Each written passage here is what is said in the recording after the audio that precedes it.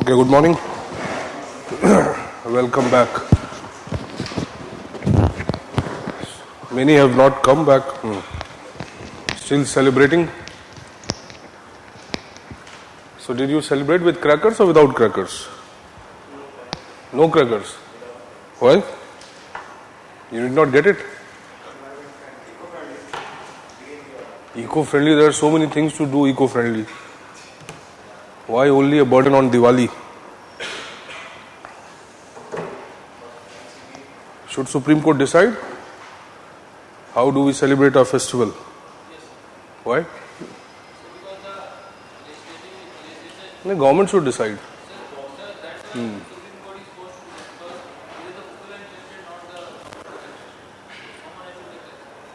So if people are not interested, then it is against public interest. No, people accept any law, any restriction on automobile, vehicle, okay, any other form of pollution which we do. We accept fines, laws, impositions, any type. But why regarding festival?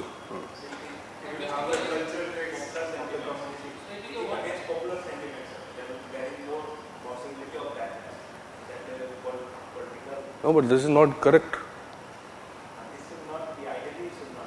It falls under the domain of personal law. Anything cultural falls in the domain of personal law. Well, then tomorrow some other restriction will be there. Don't misuse water in Holi.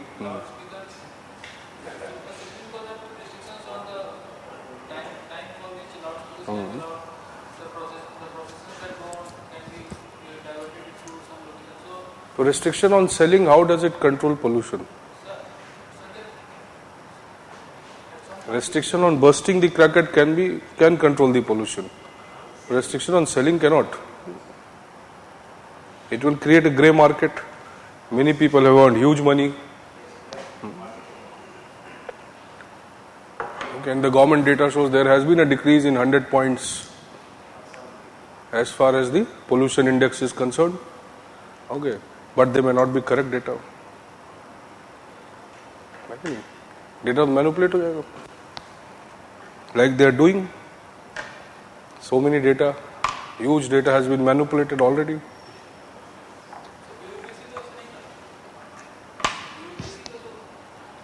सब बेईमानी तो bureaucracy करता है. 50 रुपए से लेकर 50 लाख तक घूस ब्यूरोक्रेसी लेता है. नेता कहाँ लेता है घूस? ब्यूरोक्रेसी को क्यों करना है? ब्यूरोक्रेसी तो इम्प्लीमेंट करेगा.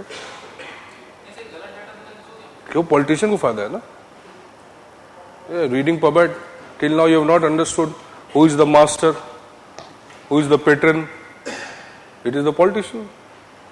He has the benefit. So elections are coming. He will say, oh, see, we have reduced the pollution to this level. And data से manipulation से politician को फायदा है, politics को फायदा है, bureaucrat को कोई फायदा नहीं. Bureaucrat को फायदा ये है कि politician खुश होगा तो उसको फायदा होगा. Is it or not?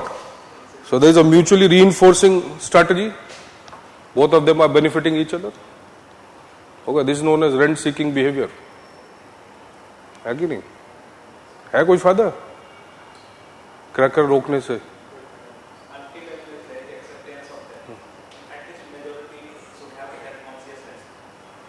Okay, there are so many activities which have led to pollution. Okay, the present government has taken away all the teeth of the Environment Ministry. Okay, I don't know you read the reports or not, but if you have access to a magazine called Down to Earth, you read it, you will know. Okay, the present Ministry of Environment and Forest does not have any power whatsoever as far as infrastructure is concerned. Environmental clearances have been decentralized. Okay, they can be done now at the regional level. Okay, rather than going to the MOEF. Okay. There is a huge issue over the eco-sensitive zone and the definition of eco-sensitive zone. Okay, debate the government does not wants to restrict it, wants to reduce that zone. Okay. So present government has already taken most of the powers of the MOEF. Okay, IGOM, Okay, earlier there was EGOM, Empowered Group of Ministers, which used to take the decision on behalf of the cabinet or even the individual ministries. Now there is IGOM, Informal Group of Ministers, who are taking the decisions, constituted by the NDA government or the BJP. So they were criticizing the UPA for forming EGOM. They themselves have formed the IGOM. Okay, IGOM is obviously, as the name says, is not formally empowered to take the decision, but it is making the decision because most of the powerful ministries are part of IGOM. So you are bypassing the actual executive control of various ministries into the hands of few loyal ministers to the Prime Minister. कहाँ power है? ठीक है, तो MOEF के पास अभी 33% forest cover बढ़ाओ ना. कितना फॉरेस्ट कवर इंडिया में? 21.8% है. So increase it to 33. कितनी भी क्रैकर फोड़ो कुछ नहीं होगा, क्या प्रॉब्लम है? हाँ? Okay, come back to PABAD. Okay, so we had discussed FEOL. We have to criticize FEOL, I think. Okay, FEOL का criticism किया हमने. Okay, so we are supposed to do gangplank. ये सब हमने पढ़ लिया. We have completed that part. What is a gangplank? Okay, there is a lot of confusion regarding gangplank. कि gangplank communication है या authority है. Number of messages I saw in the group.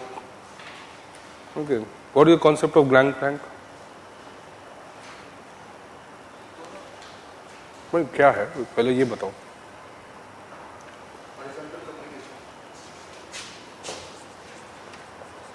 Oh, it is an exception.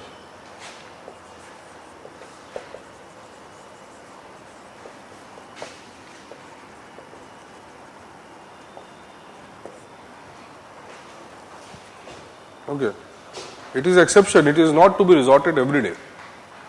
Okay, only when the chain of command or the hierarchy becomes the hindrance to the efficiency, then only we will go for gangplank.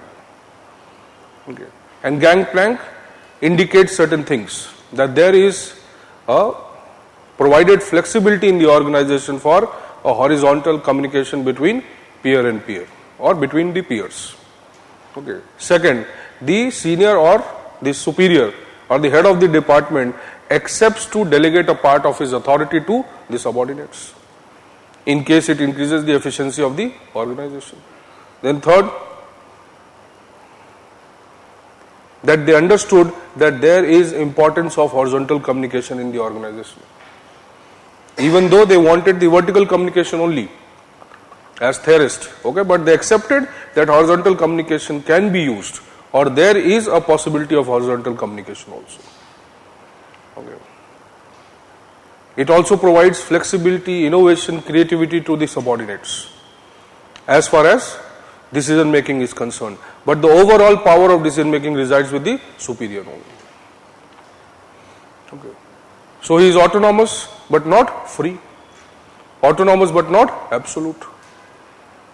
So still the underpinnings of the structure, the centralization, unity of command still is visible in the organization. Okay, so you cannot say gangplank diminishes the entire structure of the organization to a horizontal or peer-to-peer communication. No. The authority still resides in the superior. It is only that superior will delegate a part of his authority to the subordinate. Okay. Or for time being, he will assume that okay, they are capable of taking the decision. Have you understood this? Okay, let us come. The critique of FEOL or the functionalism. Okay, let us in general first find out how we can criticize functionalism. Functionalist perspective, viewing organization as a set of functions, organization as a set of universal functions. Just like we talked about a set of procedures or structures defining the organization, there are certain functions which define the organization. What is the drawback of this approach?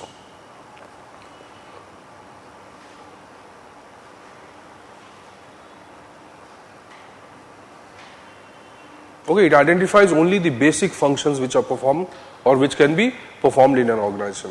There are a number of complicated functions today which the organizations are performing.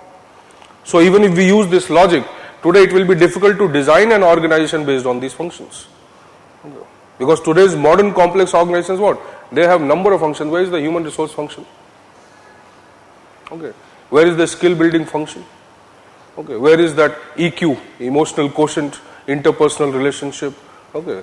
Different forms of communication. Various things are missing from this.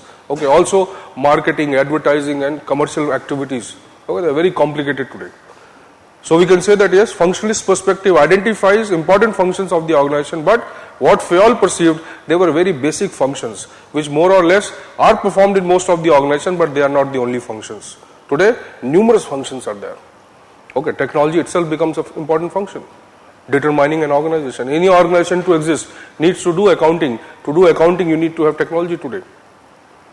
Okay, GST आ गया, taxation structure change हो गया, तो बिना technology के कैसे हो सकता है? Okay. So there are very essential or discrete aspects of these functions were not discussed by Fayol. He is only giving a set of generic functions which are to be performed more or less in most of the organizations. But many of the organizations may not be performing all these functions today also. Can you give an example?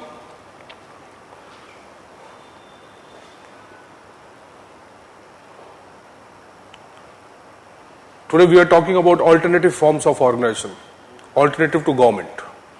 Okay, NGO, civil societies, okay, self-help groups, community-based organizations. Do they perform all these functions? So these are mostly with respect to the formal organizations, even though they are also formal. Okay, they are well recognized under the law. NGO established under a law. Societies are established under a law. Charities are established under a law. Even community-based organizations can be established under law, cooperatives. Okay. But they may not be performing all these functions, or they may have so many additional functions apart from these. Okay, you're right. Right. Functionalist perspective.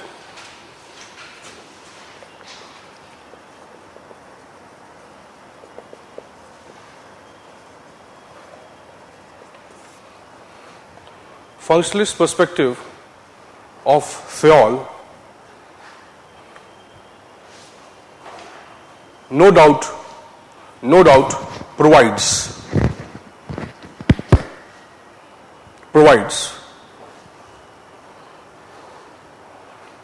the basis for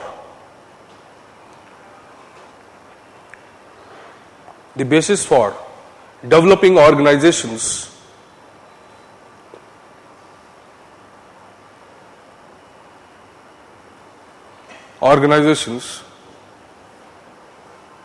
based on minimum essential functions.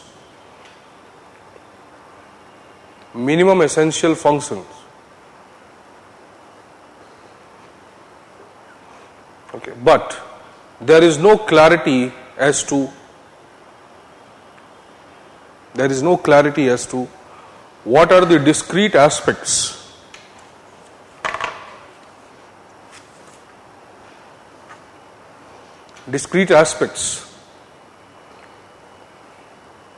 of each of these functions.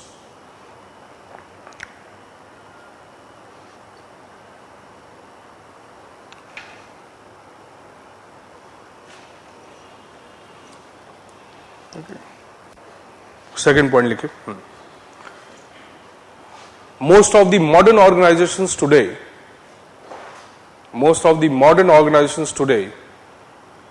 perform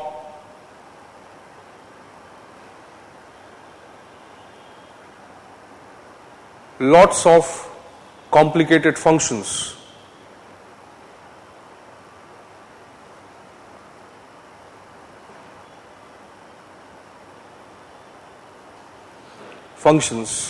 Which may not fall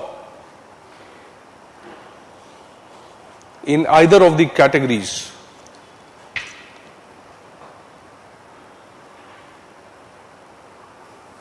Provided by Fayol.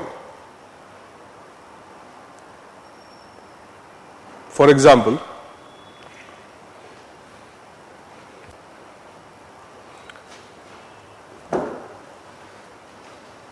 separate departments for IT,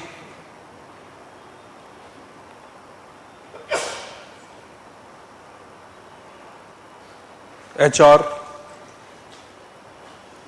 gender cells, gender,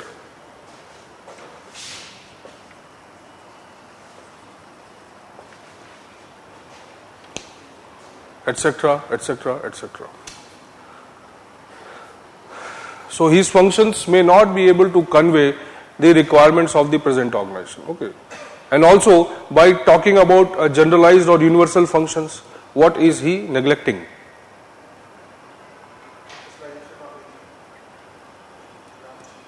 The specific nature of specific organizations. Every organization is unique, or there may be variety of organizations serving variety of needs. So their functional requirements may be very different. Okay, like we are talking about an organization dealing with the women empowerment, dealing with welfare, okay, dealing with the vulnerable sections. They may have unique functional requirements. Even though we can say under the managerial function of FAOL, all of them can be included. Okay, but it does not specify the subject. Even the managerial approach will change according to the needs of the organization. How you are tackling an army or a police or paramilitary organization will be different from how you are tackling a social justice organization or a welfare organization. So the managerial functions will also not be the post-COB. They may be somewhere less, somewhere more.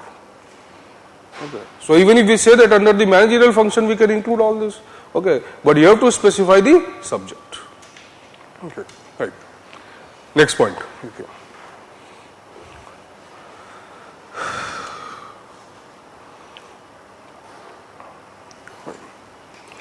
Providing a set of generic functions, providing a set of generic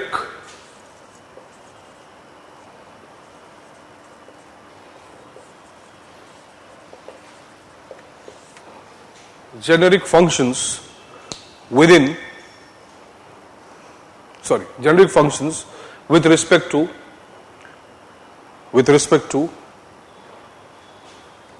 all the organizations, irrespective of its subject matter. We have studied the subject matter approach. Its subject matter neglects the different functional needs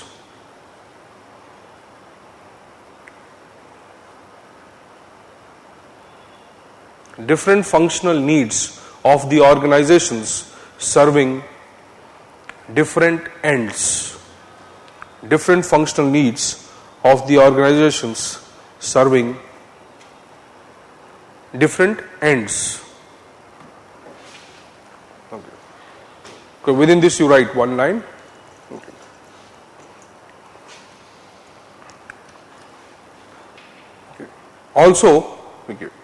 Also, it was not clear that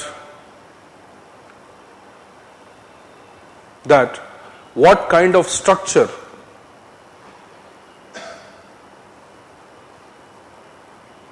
would be necessary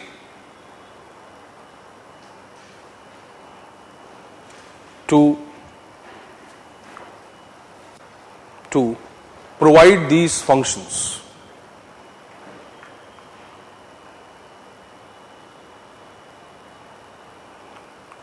Is FAOL talking about structure? Yes, hierarchy, then unity of command, span of control.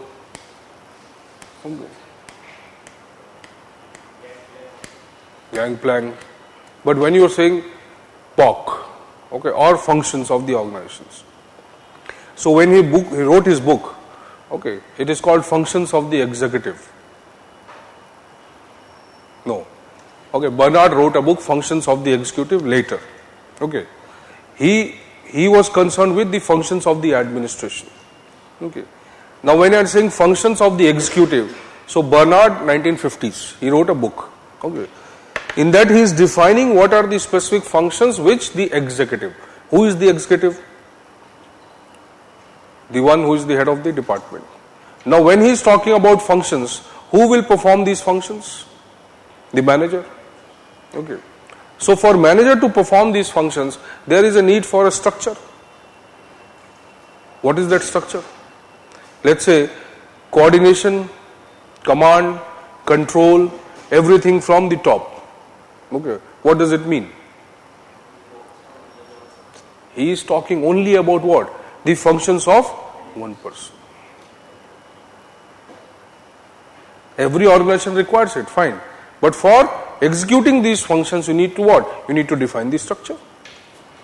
That what will be the command structure, what will be the coordination structure, what will be the control structure, what will be the managerial structure.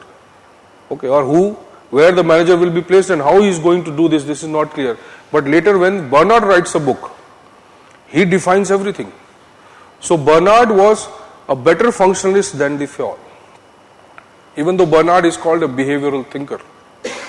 Okay, behavioral theorist, communication, authority, everything he is defining.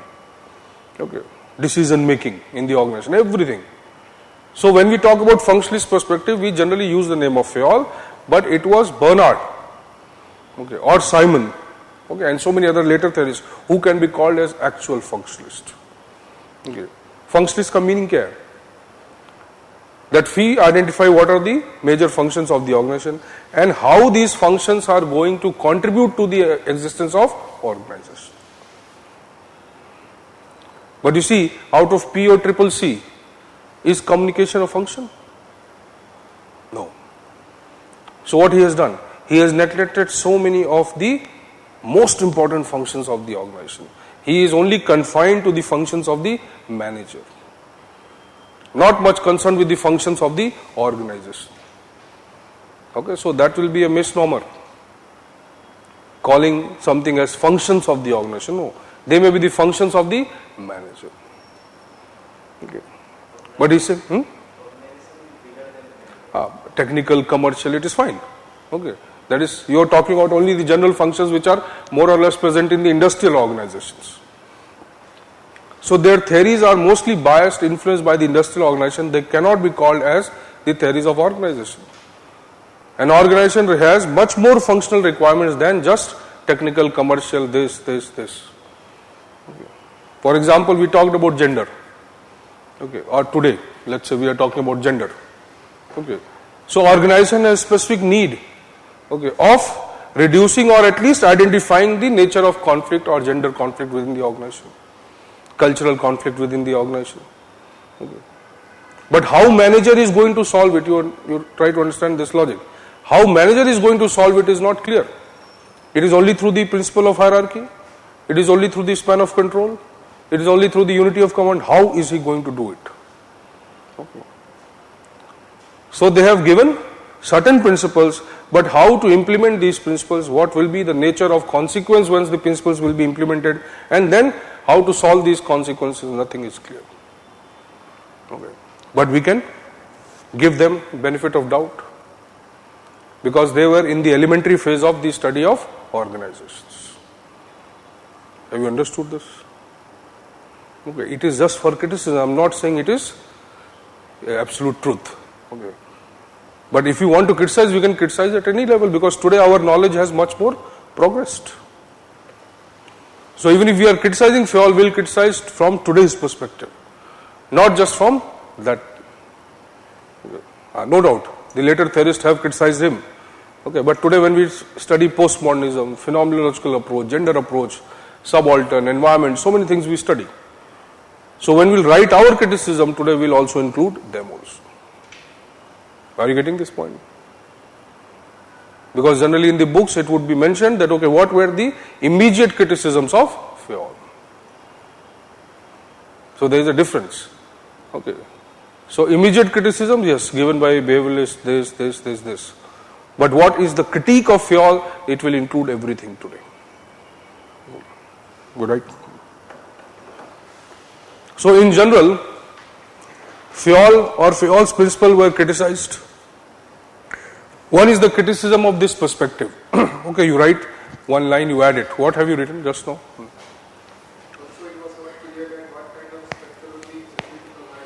You below this you just write one line. Okay. Theorists like Bernard and Simon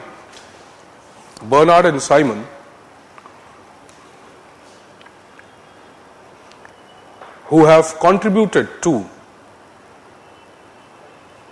the theories of communication, authority, motivation and decision making.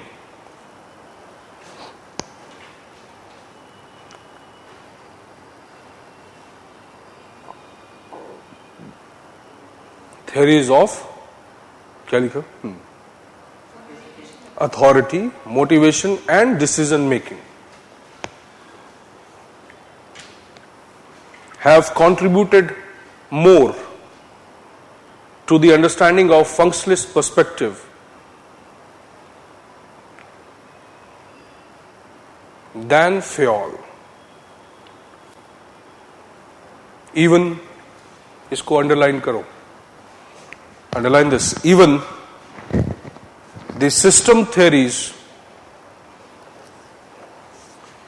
which emerged as a consequence of behavioralism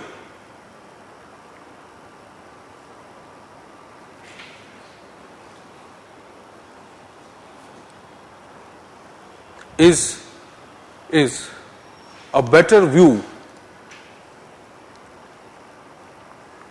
on functionalist approach to the organization.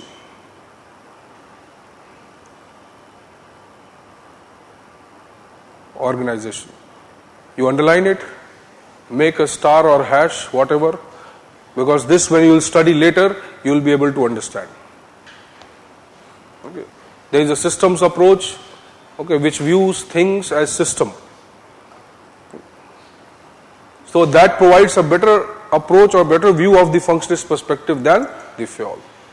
Okay, even though Fayol was appreciated for that. Okay. So function and structure, clarity is not there. Okay, what structure for what function? Okay, or will there be the same structure for all the functions? Will there be separate structures for separate functions? Okay. So that is not clear. Centralization is still there. So he is also a kind of structuralist only. Why? We have discussed this before. Fayol is also a kind of structuralist. Why? No. Conceptual level. Why he is a structuralist? He is using all that. That is fine. That is only to support your argument. Okay. So universalization. Okay. And permanence. They are talking about a rigid pattern. These are the functions and these are the functions. Okay. So they are very rigid about what will be the functions or the principles of the organization. So what? They are also creating a pattern within the organization. Conceiving organization as an outcome of a pattern, and what is that pattern? Pattern is the combination of functions. Okay, so he is also a structuralist as well as the functionalist. Okay. But that is why we are studying them in the traditional theorists. Have you understood this much or not? So there are some specific criticisms of Fayol himself. Okay. Till now we were criticizing the functionalist aspect. Okay. Fayol specific criticisms are there. Okay, that we'll write. Okay, right.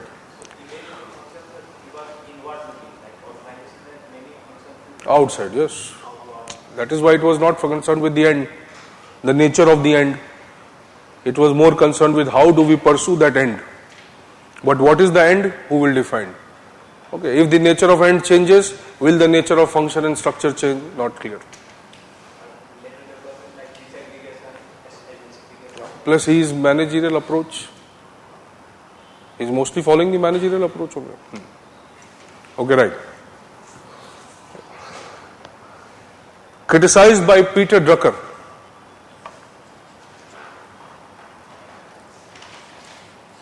Criticized by Peter Drucker. Criticized by Peter Drucker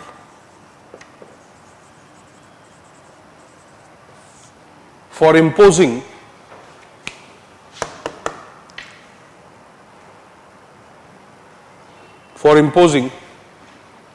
a mechanistic model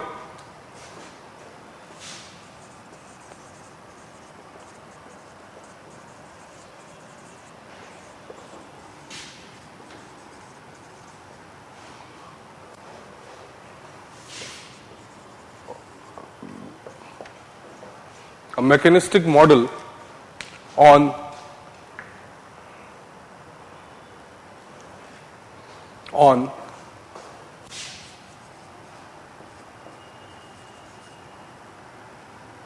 a living business. He's saying that Fayol tried to impose a mechanistic model on a living business. What is living business? So basically organization. Yes.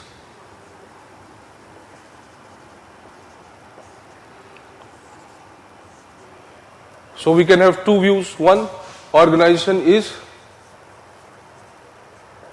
a static structure. Okay, it is what we design and it will remain that way. Okay. Other is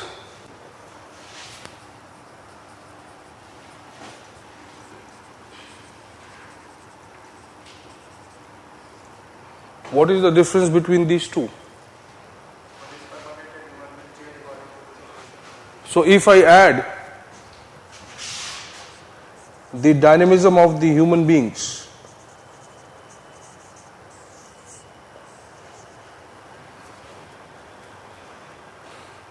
if I include in this structure the most important factor of the organization, that is the human being, will it become this or not? Okay. Plus, when the human beings will be added, obviously the environmental influences cannot be neglected. In general also environmental influences cannot be neglected. Competition, marketing, advertising, competitors' resource base, competitors' technological base, competitors' human resource base, all if we include, okay, then our adaptation will increase. So assuming organization as isolated entity, static view. That is the structural view. Assuming organization as a dynamic entity, so the most important part of the organization which is dynamic is the human resource. So Peter Drucker is saying that actually organization is this, but he conceived organization as this and tried to impose this model over a living organization. What is a living organization? The organizations which, just like organisms, grows, develops and probably dies over the time. Okay, that is the dynamic aspect. So he's saying he is creating a universal model, whereas the organizations are of variety of types. Okay, they are subject to change, they are subject to adaptation according to the situations, and this has not been conceived by Fayol. So he also becomes structuralist, mechanistic structuralist. Have you understood this? Are you getting this or not? Don't be confused later. So the organismic view, okay, or organization as an organism, okay, that is the modern approach of viewing the organization. Peter Drucker is one of the theorists who is famous for this view. Okay, he is considered as a rational humanist. Okay, these are two contradictory terms, but still we use it with Peter Drucker, the rational humanist. He was concerned with the rationality in the organization, but not through the rules, regulations and procedures, but through the human beings. So the moment human beings become knowledgeable, the rationality of the organization will increase. So instead of focusing your resource, diverting your energies towards creating more structures and more procedures, if the organization diverts the resource towards the human beings, then the rationality of organization efficiency will be much more compared to what the structure will deliver. Okay, that is their view. So Peter Drucker is something like a progressive thinker. Okay. More pro human being or human resource related. Okay. Second point likhiye. Sorry. Next criticism.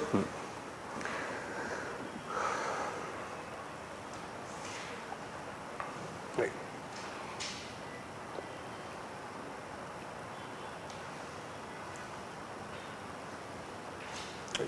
He viewed, next criticism.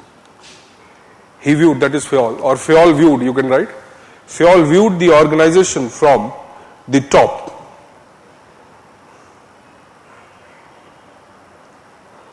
From the top, providing mostly the managerial perspective.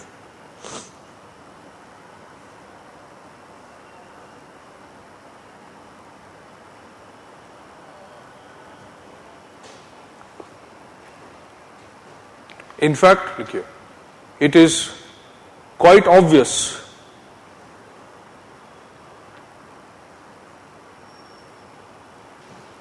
in the idea of unity of command and principle of hierarchy.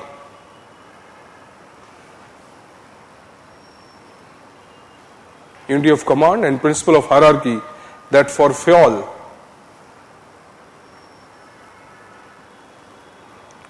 centralization was of supreme importance.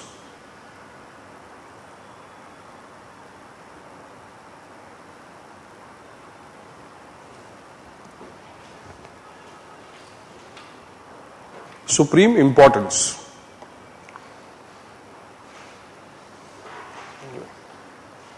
This approach has dysfunctional consequences. This approach has dysfunctional, negative. Even though Fayol feels that it is the best, it is one of the most vital functions. This approach has dysfunctional consequences like lack of coordination, increasing conflicts,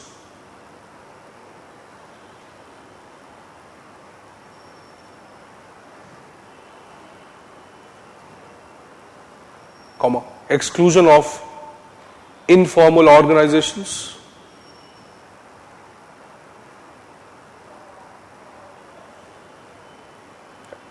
and exclusion of informal organizations, and diminishing motivation of the employees.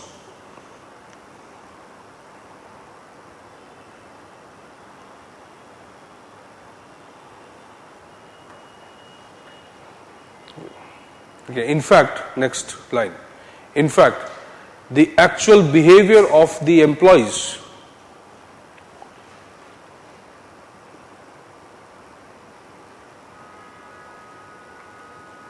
cannot be planned.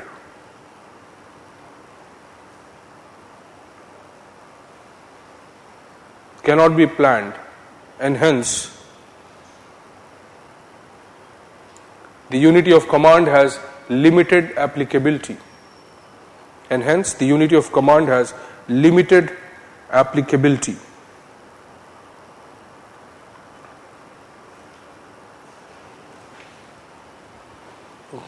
Next criticism. Have you understood this? Okay, you read it again.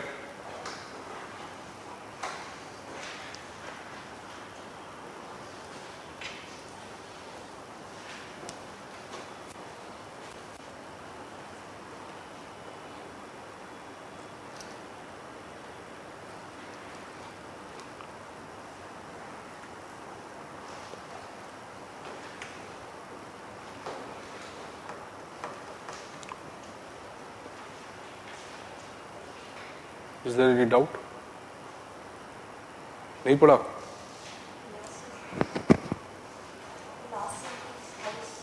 Read it.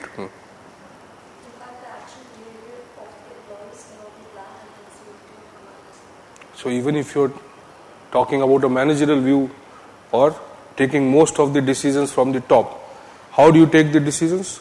only when you believe or assume that the participants are acting according to you. So centralization, unity of command, all these designs can only be beneficial when we assume the human beings or the actual behavior of the participants will be what we have designed. But it will not work the moment their behavior is different from what we have planned.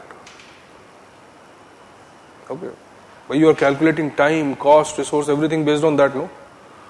That this is the timetable according to which the people will work, and this is the way the output would be there, and based on this I will be able to achieve this, then and there. If he does not do this, then I will do this, and thus everything is planned. But the real behavior is not like that. So it was not understood by them. Okay, even though they were viewing the organization from the top, okay, there was a requirement to view the organization from the bottom. Okay, or at least going at different levels and identifying and knowing and understanding the real motive of the people who are working in the organization. Everybody does not have the same motive. So what you are doing, you are homogenizing the structure, homogenizing the principles and imposing it on all the organizations. But people working in public organization and people working in private organization, different motivations. So their attitude, value system will differ. Okay. Now you cannot impose the same logic or same design on both of them. Are you understanding this? Army, or maybe with different logic they are working. Okay, but when the same person leaves the army and gets into some other organization, okay, his value system changes. He is the same person. So you cannot view an army, because when you are viewing from the top, you generally neglect the real nature of the organization. So that is a criticism. Even though viewing from the top is necessary, but it will provide you with only certain minimum principles of organization, not the entire principles of organization. So to know all these principles, you have to move from top to the middle to the bottom, again go back from the bottom to the middle and to the top, then you understand the organization. Okay, so even though he claims that I have viewed the organization in totality, it is impossible. Okay. So even if we don't look at the individual differences, even though at various levels also there will be different motivations. A worker, lowest level, he has his own ambition, because his ambition is conditioned by his opportunities. Is it or not? रिक्शे वाले का ambition तो नहीं होगा अंबानी बनने का. Might be desirable, but he knows at least that much rational. He also knows his rationality, so he will plan according to that. Okay. A middle class will have different ambition. Okay. Higher middle class, different ambition. So logic is what? As you go or you study the organization, you will find that at different levels there are different ambitions, different motivations based on the opportunities available to them, and because of that their behavior is changed. Either behavior changes or behavior is you can say experienced, or various types of manifestation of those behaviors are visible. One who has more stake in the organization, he will toe the line. One who does not have the stake, he will not toe the line. Okay. So if you are getting a paltry sum of 10,000 rupees a month and you have an option that anywhere I can earn 10,000 rupees, okay, the moment the organization becomes exploitative, you leave the organization. Okay. But somebody has a very big stake, salary also, privilege also, status also, power also. For him, leaving the organization is more difficult.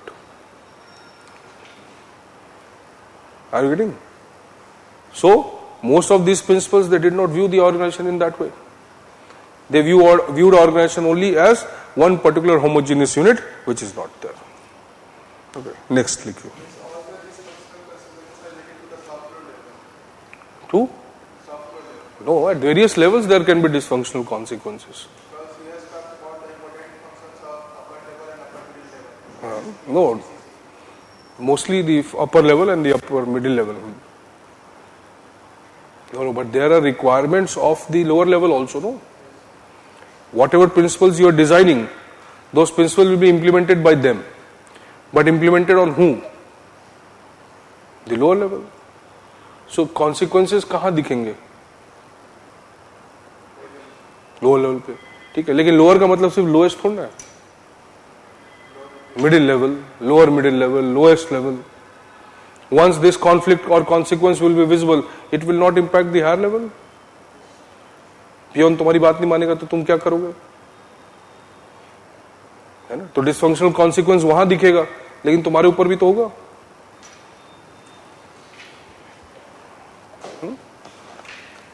Will it be or not? It is a reciprocal relationship. Okay. So efficiency, purposed goal is efficiency. Now it is not achieved. Then who will bear the brunt? The manager. It is obvious. Okay. There are certain goals with which the manager will emotionally associate himself, certain he will not. Okay. His level of motivation will also change. Employees' performance changes, the manager's motivation changes. Okay. This you will understand later when we study behavioral theorists. Fine. Okay, next likhiye.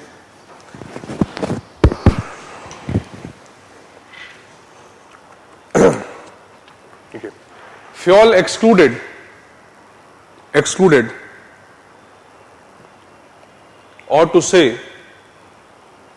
or to say ignored.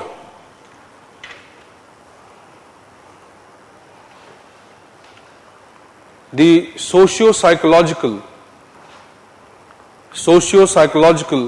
and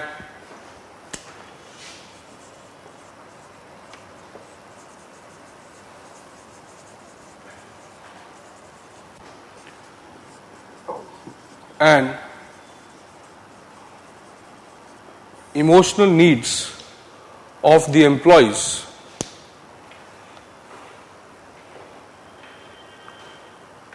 according to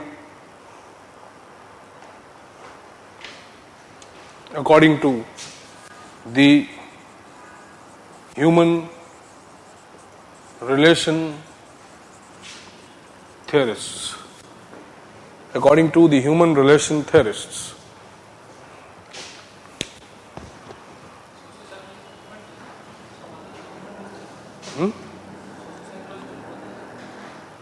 Socio-psychological and emotional needs of the employees according to human relation theorists.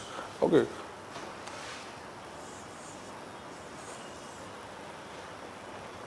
You need a family? You need friends? You have any? Huh? Okay.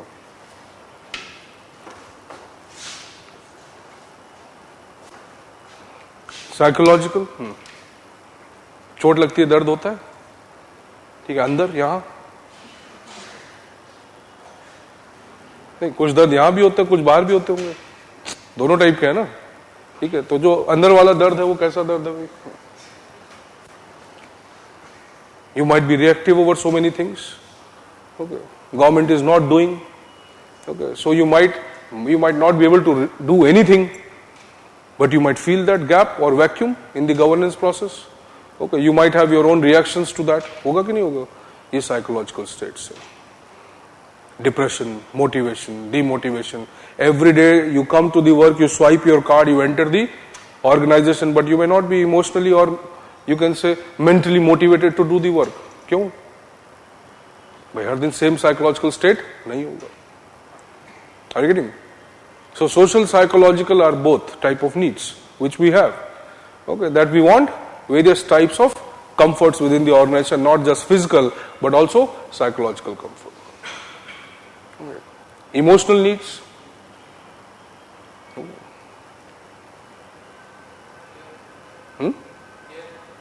Care or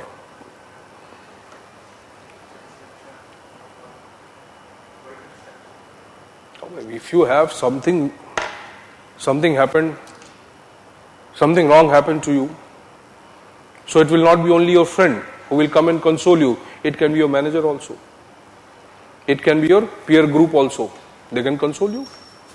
Okay, so you may say that it may not bring about any kind of drastic change in your life, but at least that much support is visible in the organization, so it will be a big motivation for you to go to the organization.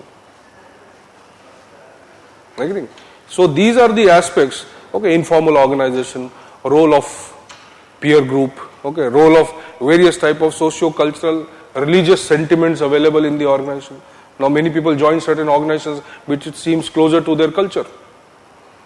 Okay, that is also a strength of an organization, that it provides you that cultural benefits or some cultural support which may not be available outside. You might be seeking by, who is that person? Ravi Shankar. Okay. Why such a big organization he has created?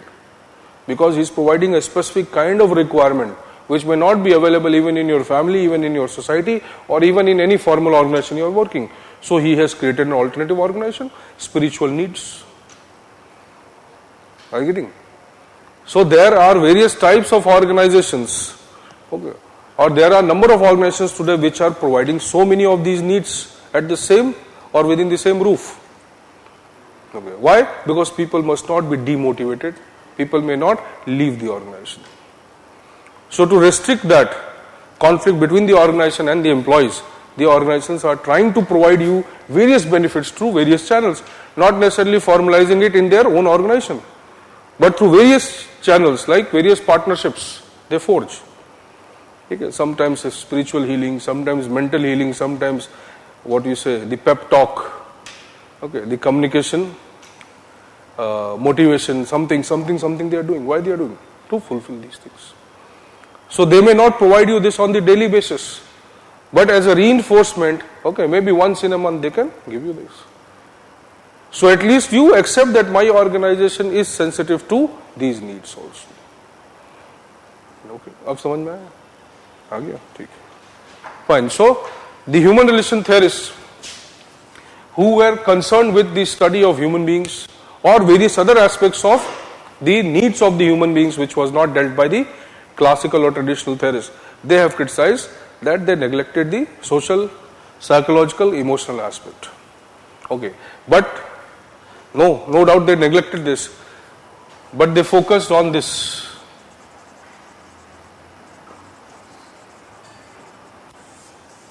Okay, there is one principle given by Fjoll, remuneration of personnel. Okay, incentives according to work performance. Okay, so they focused on this, okay, economic aspects more. We would not say totally neglected, because he is also talking about brotherhood or sisterhood or fraternity, whatever you say. Spirit de corps. Okay, so he is not totally neglecting it, but they have not focused on that. They have taken them as the subsidiary factors to the working of the organization. Their primary focus has been the economic and the material needs of the employees. So they have at least fulfilled that. Okay, we have talked about the economic rational view of man. Okay, Hoard hypothesis. What is the Hoard hypothesis?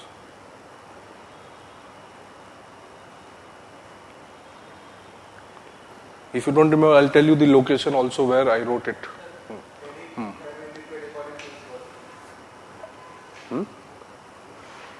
What is the assumption of human nature? So that is the economic rational view of humans.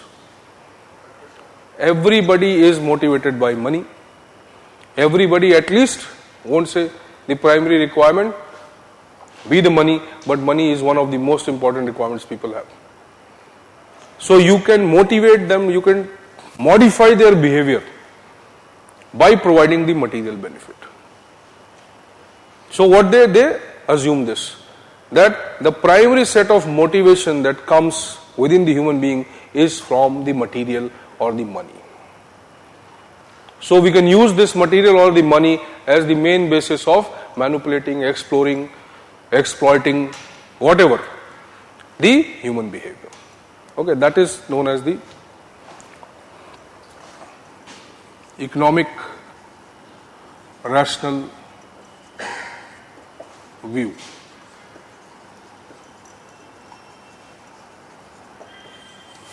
So economic rational view of humans, okay, believes that people are primarily motivated by money and they can do anything, they can go to any extent if adequate amount of compensation is provided in terms of money or material. And that is true also to an extent. But it is not a fact. It is a social fact. Or it is a fact. It is a fact or it is a social fact? Oh, it's a social fact.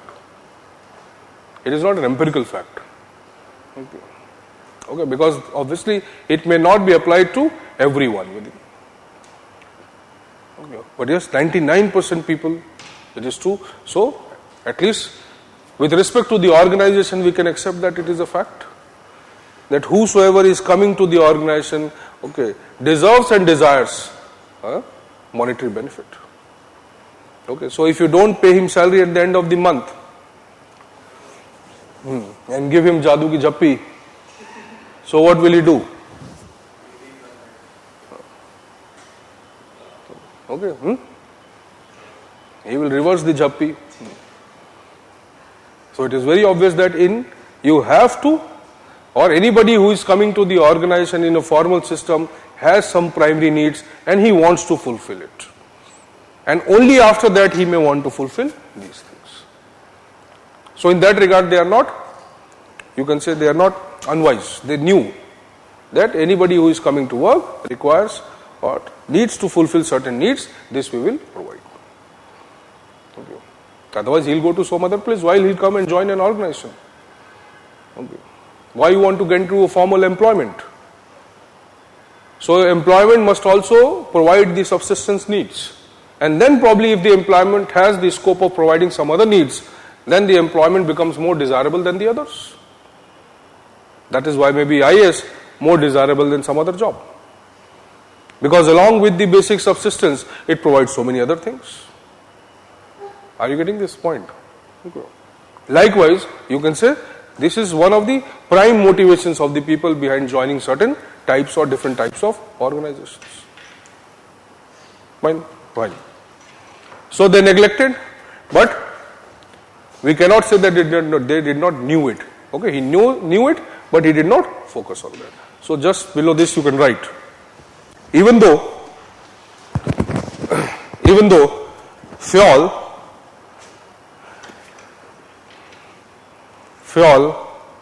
has emphasized upon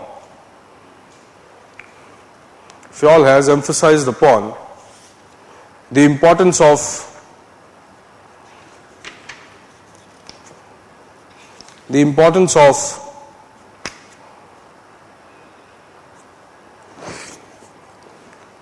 equity and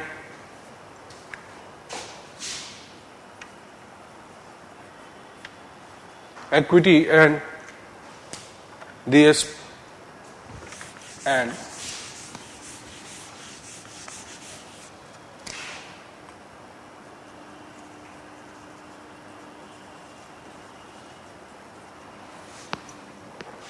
and esprit de corps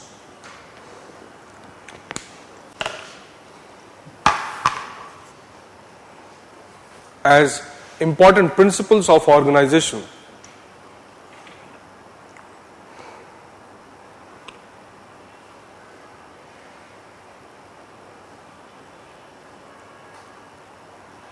He did not consider them as central to the study of organizations. Central to the study of organizations.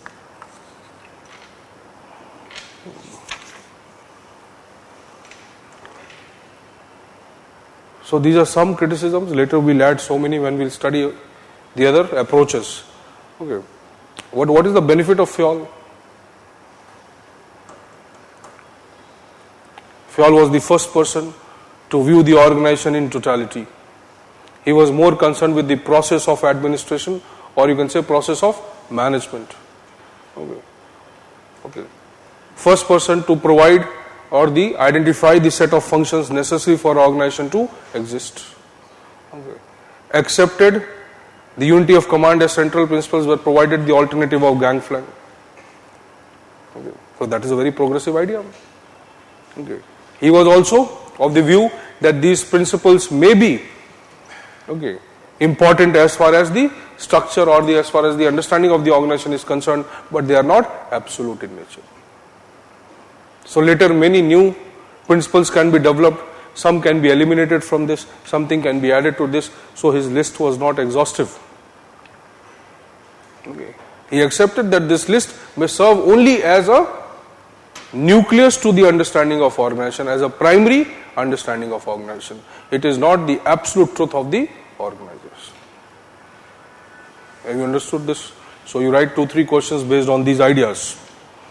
Okay. Okay, right.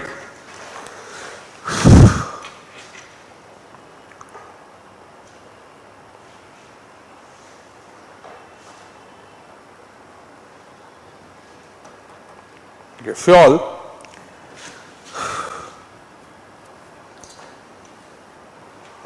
tried to design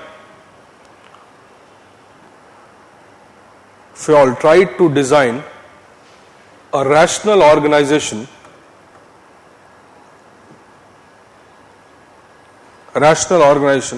in which the fulfillment of the primary goal of the enterprise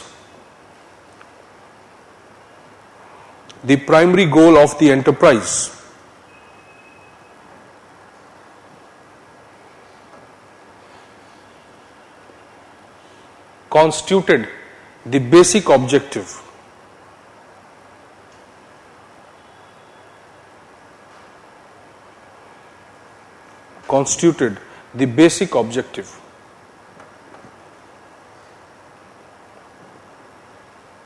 Okay. How do you interpret comment? 150 words, 10 marks.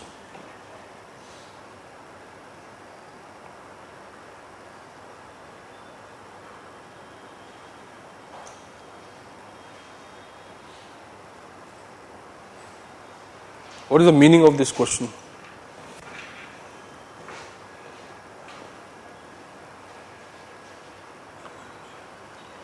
It's simple, just now we have discussed.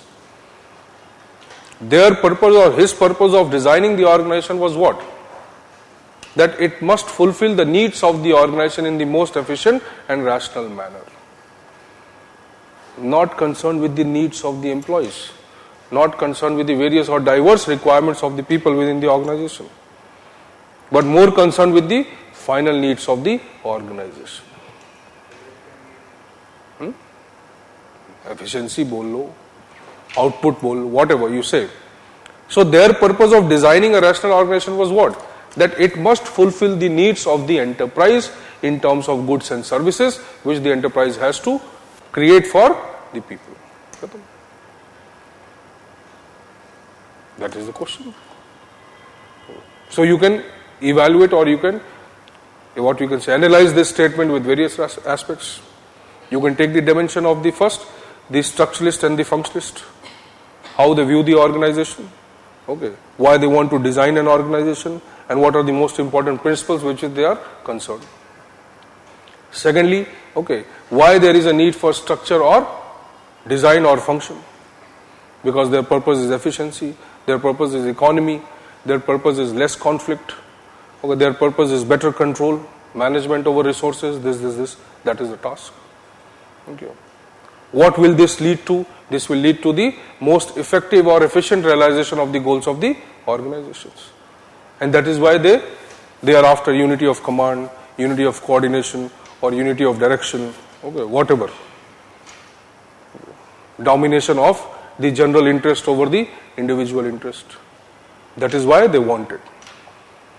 So in nutshell, what this statement is simply saying, that the structuralists are more concerned with the organization or design of the organization because it can fulfill the goals of the organization. So they do not want to study any aspect of the organization which in any way will obstruct the effectiveness or efficiency of the organization. They don't want to include them in the study of organizations. And even if they studied, they try to eliminate it. Okay. So social, psychological, emotional, whatever you say, those aspects were duly eliminated or excluded from the design of the organization. Okay, second question likhiye.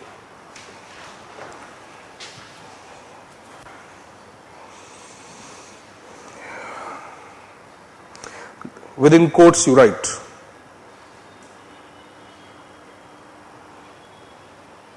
there is nothing absolute. Within quotes, there is nothing absolute in management affairs. There is nothing absolute in management affairs. Full stop. Next line. Seldom do we have to apply the same principle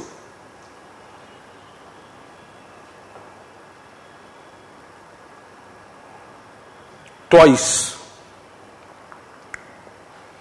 as in identical conditions.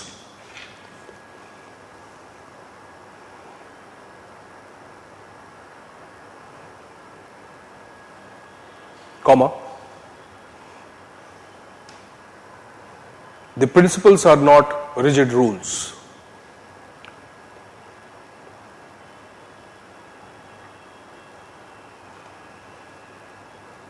Unquote. Fayol. Unquote. And in the bracket you can write Fayol. Now, comment on this statement. Again, 150 words.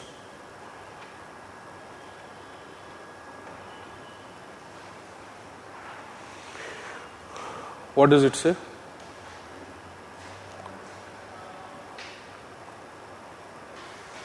Okay, even though they were after a design, a structure of the organization which will be the most rational.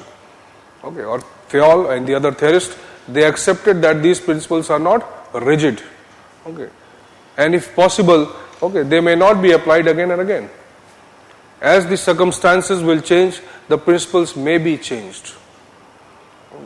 Even though certain principles may remain always. Okay, but they are saying that there must always be allowance for the changing circumstances. So even though principles provide us with a fundamental logic of understanding the organization, they do not provide us with the absoluteness of understanding the organization. The organizations are subject to change. So totally discarding the structuralist or the functionalist for not understanding the changing nature of the organization is not correct. Okay, they did understand that organizations are subject to change. But what is the crucial factor? Whether it will be the human being, whether it will be the structure, whether it will be the environment which will initiate this change or which will compensate for this change was not clear. Okay, but you cannot neglect or you cannot criticize them for not accepting that the organizations cannot change. Okay. So you can always write that they knew that situations or circumstances will change, so organizations need to change. And for this, new principles could be included. Are you understanding this?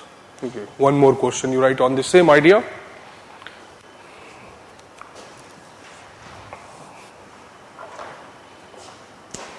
Okay. Classical theorists like Fayol. Okay. Instead of traditional, we are using the word classical. Classical theorists like Fayol assumed that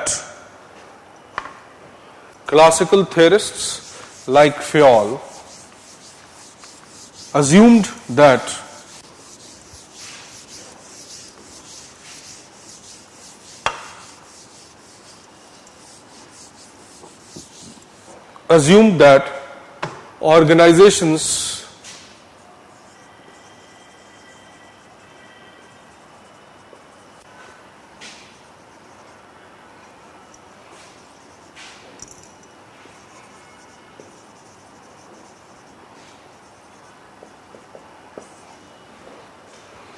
organizations could be contrived. Assume that organizations could be contrived.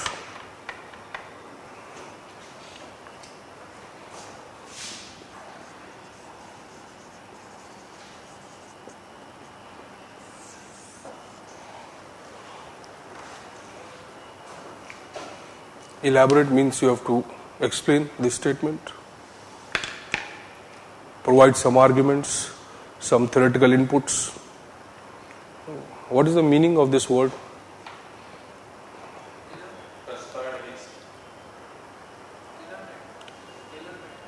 Tailor-made.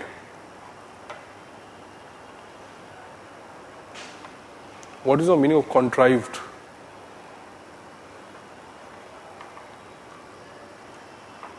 Nobody knows.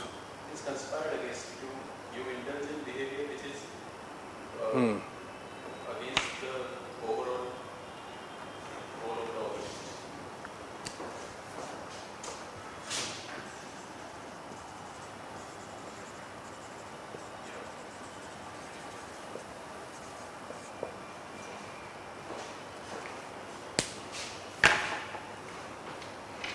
Okay.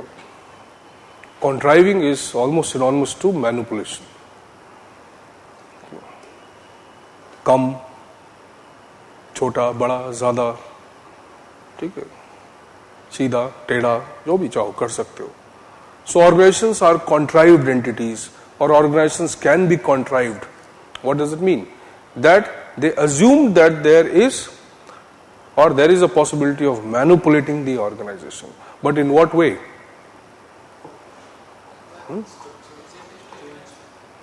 Humans are subject to manipulations. Okay. So, according to the structure, the humans can be manipulated. That is the logic. By whom are you going to manipulate? The human beings. You are going to create a rational structure. That structure you are not going to change because it is the rational structure. It is the most efficient structure. It is the absolute structure according to you. So who can be manipulated? The human beings. Okay, so this statement means what?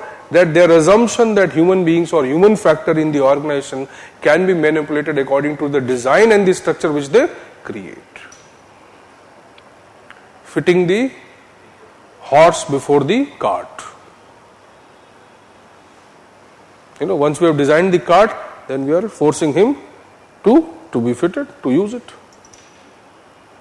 So the cart is not being designed according to the strength or the utility of the horse or the capability of the horse. The horse is being manipulated according to the need of the cart. Okay. That is a big difference. So, organization can be contrived, and contrived at what level? Okay, obviously at the level of human factor.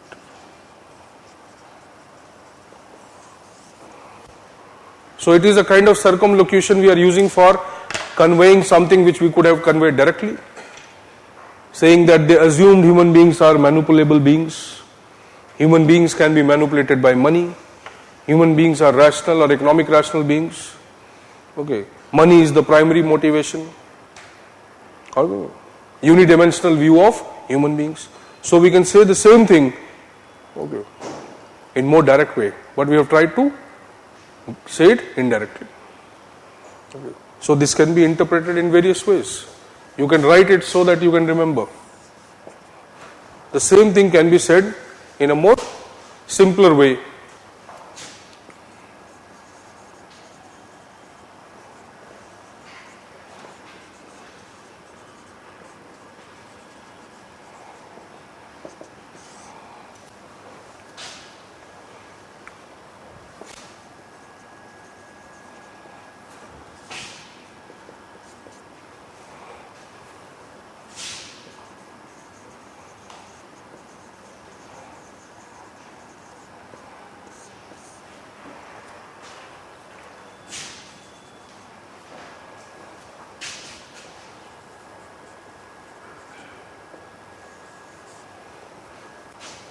Money or material can extract,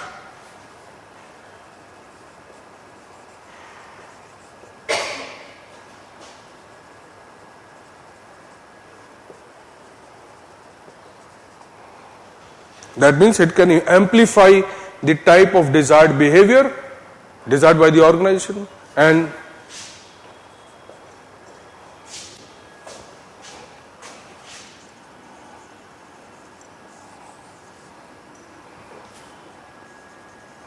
exclude any type of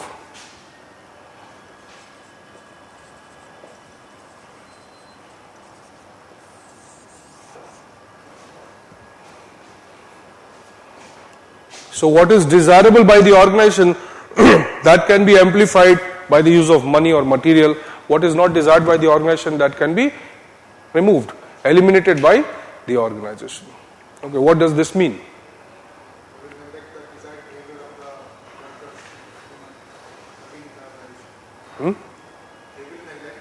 No, but what does this mean? Do you have any control over your behavior? No. Who has the control over your behavior? The money or the management? Or the manager, to be more specific. So, what does it mean? That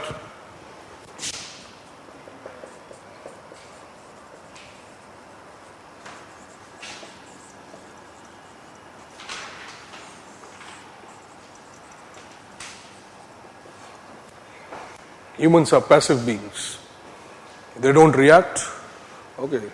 They don't revolt, they don't rebel, they don't understand, or they don't have the sense of self-control over them.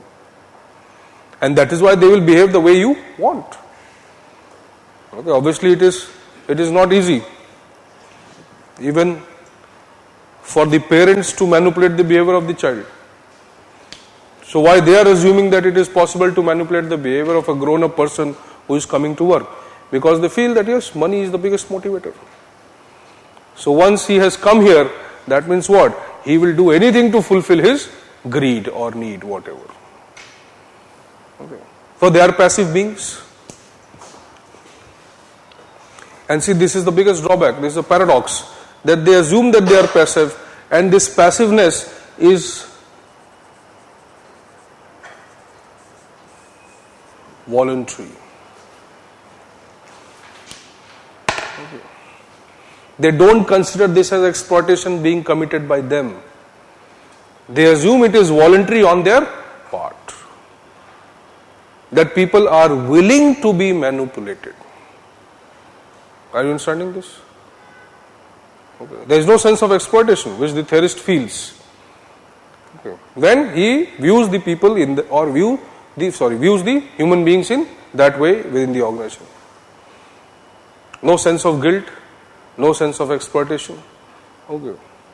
No sense of anything, something anti-human, nothing. Why? Because the theorist assumed, okay, or the management feels that it is a voluntary behavior of the human being. He wants to be voluntarily manipulated by the management. He is willingly submitting to this manipulation. Are you understanding that? No, there is no difference. Only with respect to chronology. Classical is what is traditional in pub-ad. It is basically classical. Means that will always be studied as the base of the origin of the theories in public administration.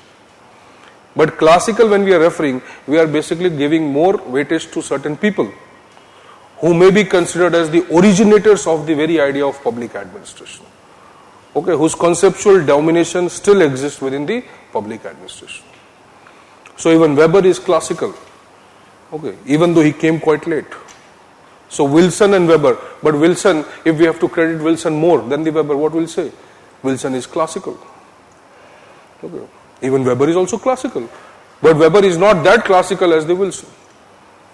Because Wilson conceived the subject. Weber contributed, or Weber enhanced the conceptual status of the subject. Yes, no doubt. So without Weber you cannot understand pub-ad. Okay. You cannot understand it. But without Wilson, the pub-ad could have never been conceived. So हम उसको classical बोलते भी. Evergreen type. Dichotomy is an evergreen logic. Existent. Dichotomy is the basis of the existence of public administration. Whatever debate we take up later, under the new public administration, new public management or whatever, e-governance. Okay. The very foundation of all these debates or the origin of all these discourse is the dichotomy. And the day you neglect conceptually the dichotomy, that very day the public administration as a subject vanishes. In a democracy, if there is no dichotomy, so politics will always control the administration. Finish, study political science, no need of public administration. So there is no difference. Only the nomenclature changes. When we say traditional, we are focusing theoretically more on the development of theories in PubAd. Classical, we are more focused on the origin of the PubAd itself. Okay. So traditional is more a reference to the content of the public administration. Classical is more with reference to the origin of the public administration. Okay. So Wilson, Goodenough, L.D. White, they can be called as classical. Okay. Even though conceptually there is not much difference between them. Have you understood this? So when we study the approaches in the theory building, then we use the word traditional. Fine. So this assumption that these people want to be manipulated, okay, they are willingly contributing to this manipulation, this further creates more ground for exploitation. Okay. Because they don't assume that any or to an extent exploitation is being done. There is no acceptance of the exploitation by these theorists. Okay. And that is why they were more concerned with the design than the human beings. So this assumption that there is a voluntary or there is a tacit acceptance of the submission or loyalty towards the organization by the people based on the money, okay, it further what? It further increased the powers of the management. Taylor, same logic. Workers are compliant beings. Why they are compliant? Because they are being paid. Are you understanding this or not? So as they are being paid, what is their primary need is being fulfilled, and that is why they are compliant, they are subservient to whatever the management is saying. So in fact you can understand there was no scope of conflict under the traditional model of organization. Okay. There was no scope according to the theories. Why? Because they wanted money, it is being fulfilled by the organization. What is the area of no conflict? Why should organization be responsible for providing emotional and social needs? Okay, it is not the duty of the organization. For this there are a number of other institutions created. Go and fulfill your emotional, social, psychological, cultural needs there. The organizations are created to primarily meet the economic needs and they are doing it. So why should there be a conflict? Is it or not? Why should there be a conflict? Then why was there a conflict?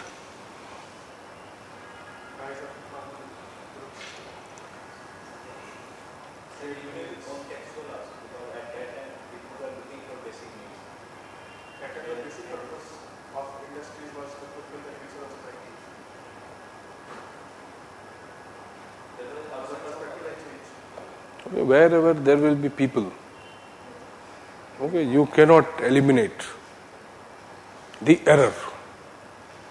The error aspect of human being, can you eliminate it? Never. Okay. So machines are subject to such kind of compliance. Humans cannot be. Okay, that is a fundamental flaw in the understanding of human beings. That humans are acting purely or according to the design or the planned management or plans made by the management or the manager. So humans will stick to that plan. No, not possible. Okay.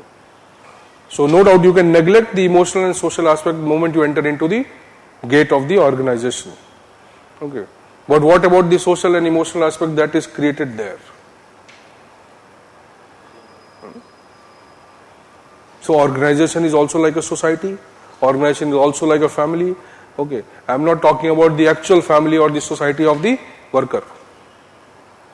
But organization itself becomes a society. Okay. So his personal, emotional and psychological aspect may be eliminated through various means. Okay, but what about the organizational, social, psychological, emotional aspects? That cannot be eliminated from the organization. Okay. Either you mechanize the entire organization through the robots, okay, then only it is possible. Still it is not possible. Okay. Artificial intelligence. Okay. Robots become intelligent over the time, then what will happen? Again, that is a bigger threat. Okay. So if the robots become, or they have the emotional strength also, then humans cannot stand in front of them. So वो भी एक biggest problem. This is, yes, many of the Japanese industries are facing, many of the American industries are facing, who are using primarily the robots. Something known as the phenomenon of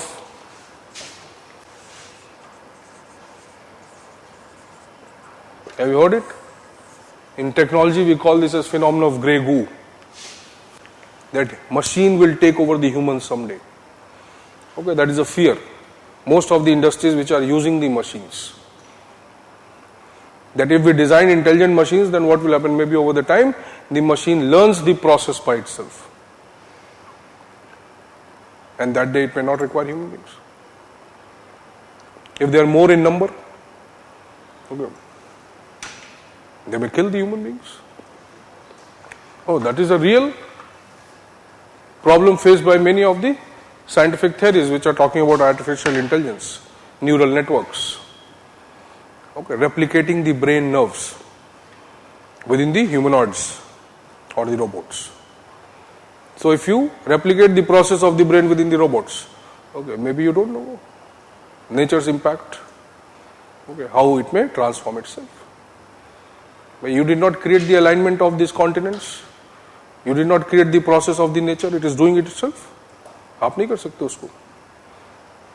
Okay. So logic is that unless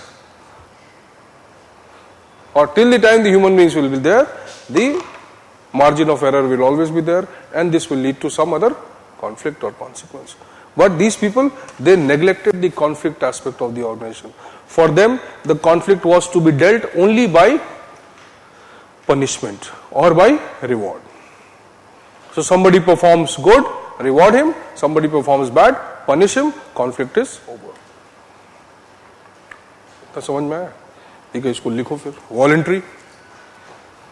ठीक है. Humans are passive beings. Within this you write.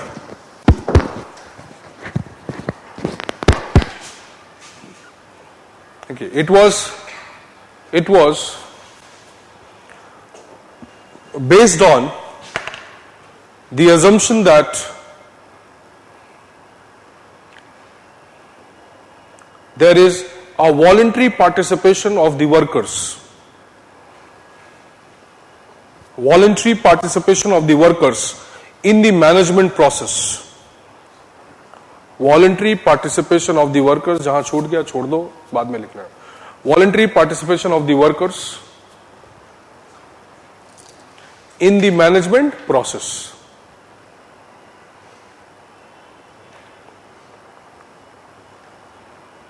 Their compliance and subservience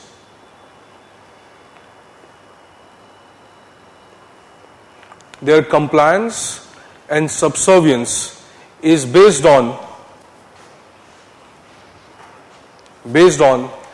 the fulfillment of their primary economic needs.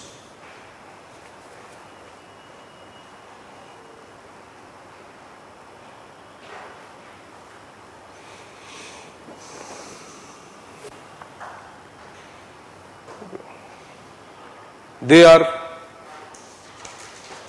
are willing to accept manipulation for the sake of economic benefits.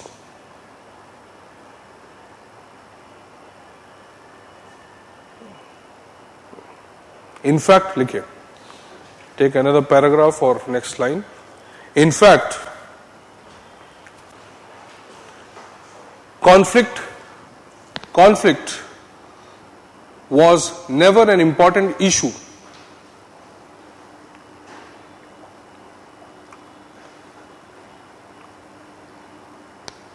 important issue within the study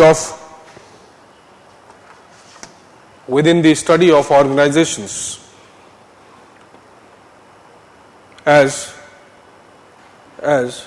it was to be dealt through a carrot and stick policy. The carrot and stick policy, that is reward or punishment. Carrot and stick policy, that is reward or punishment. So they never accepted that conflict is worth studying, because the moment conflict arises, the very nature of the classical theories or the approach of the classical theories was that this conflict has to be eliminated, crushed. There is no need to study what are the reasons of conflict. There is no need to study the nature of the conflict, the sources of the conflicts, or any other alternative means of resolving the conflict. For them, conflict was a limitation on the efficiency and rationality of the organization, and that is why it must be crushed or controlled at any level. So for them, there were two methods. One, either through money, reduce the conflict, and if it is not possible that through money, then punishment is required. Okay. So that is a very passive view of human beings. That either, like a child, give them a toy, or not, then give them a beating, finish. They will accept it. Okay. So this assumption is what? This is a very rudimentary assumption or understanding of the human behavior. In fact, they did not study various facets of human behavior. They never felt it was necessary, okay, because their purpose was the structure of the organization. Okay. But you can criticize them for this. But the logic is that they were concerned only with the structure, so why will they study the behavior? The purpose was only the structure, design of the chair. Why will they study the mentality of the worker? Why will they study the mentality of the carpenter? To improve the design of the chair, do I need to study the psychology of the carpenter? No. That is what they did. They wanted to improve the design of the chair. They wanted to know what is the best design of the chair, so they focused their study. Why should they study the emotional, social, psychological aspect of the carpenter or his labor? No. Okay. So what they felt that people will be fitted into the mold we have created and they will perform. They are getting their own benefit. Once they do it, they'll go back, finish. Why should we be concerned from where they are coming, what is their religion, what is their culture, what is their family background? Why should we be concerned? Okay. So their logic was also not wrong. Okay. If we don't have this logic, we will never be able to design an organization. Are you understanding this? Fine. Another question, right?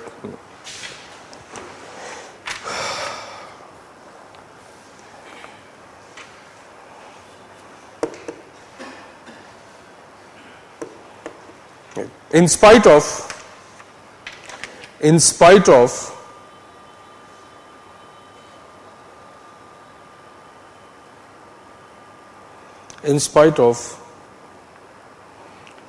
the various criticisms,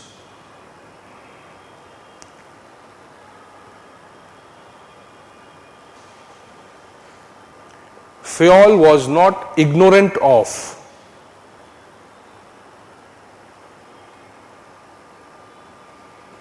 the human factor within the organization.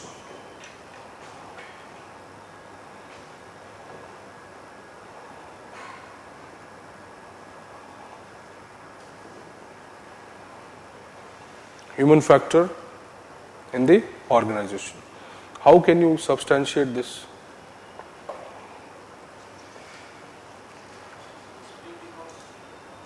Split the corps and, correct?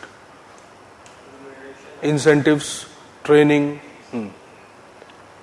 Okay, also where in the mining firm in which the Fayol, basically all his experience was based. So in his mining firm also he introduced various type of changes.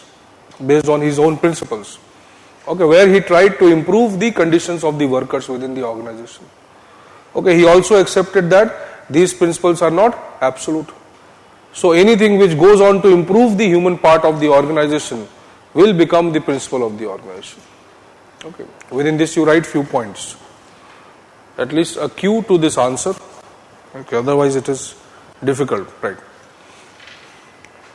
First point you can write.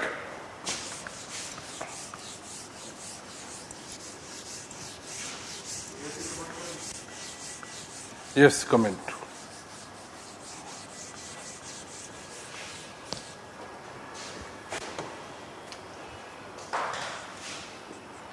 Okay, right, first point. Fayol's own experience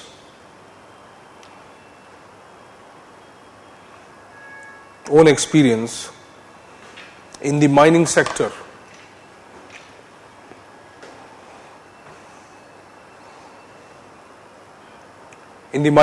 contributed to the development of these principles.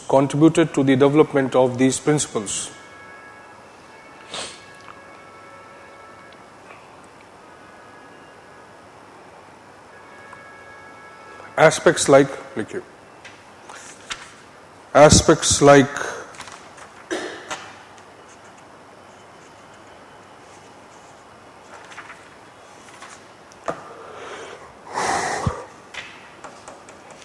remuneration of personnel,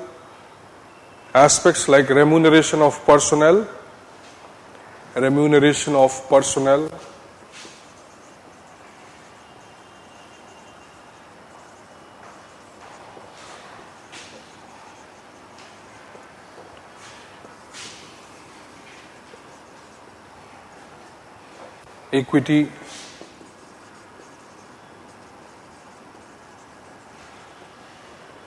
esprit de corps,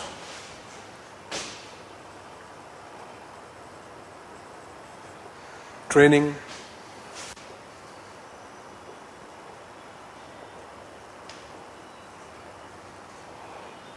skill building, etc. Training, skill building, etc. reflect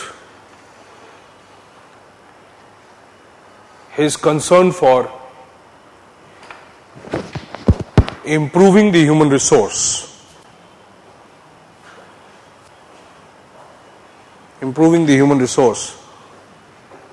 within the organization. But it no doubt shows that he had a big concern for the human factor. Okay. Second point. So one point in support can be this, then.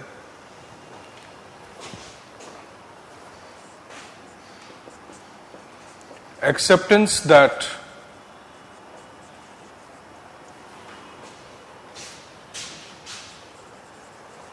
these principles are not absolute or rigid,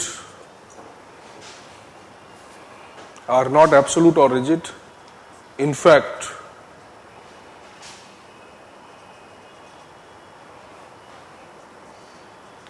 anything that improves the human aspect of the organization can be included in these principles in future.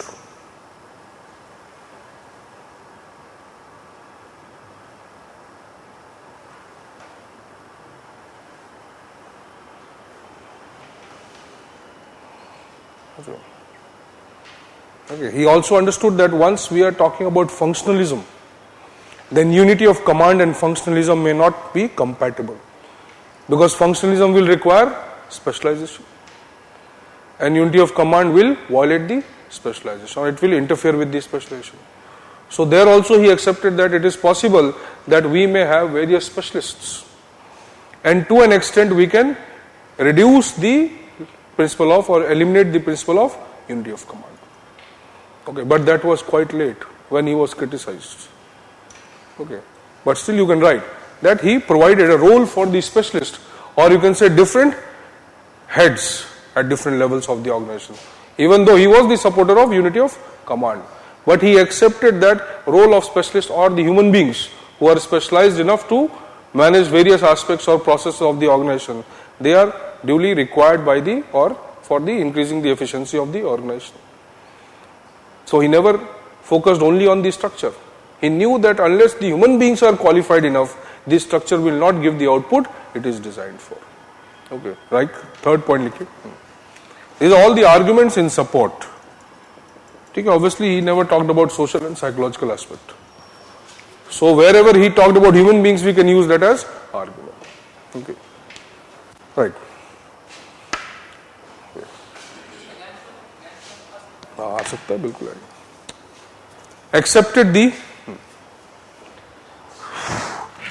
Accepted the inherent conflict between the functionalism and the unity of command. Inherent conflict between the functionalism and unity of command. The functionalism and unity of command, as functionalism would require specialists.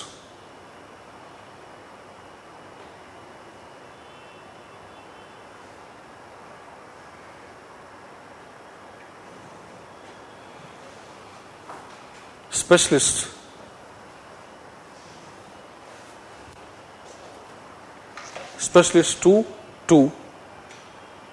pursue different functions.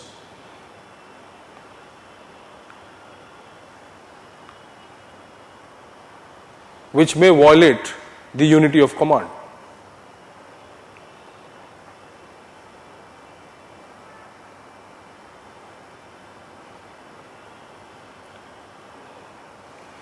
But as the organizations would become more complex,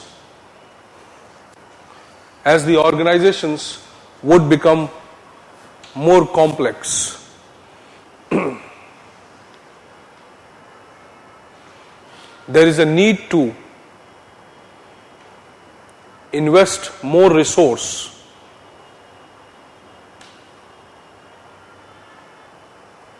on specialization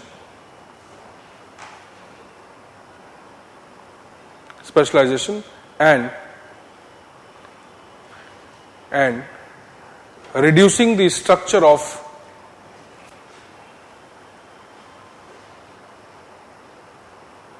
centralization towards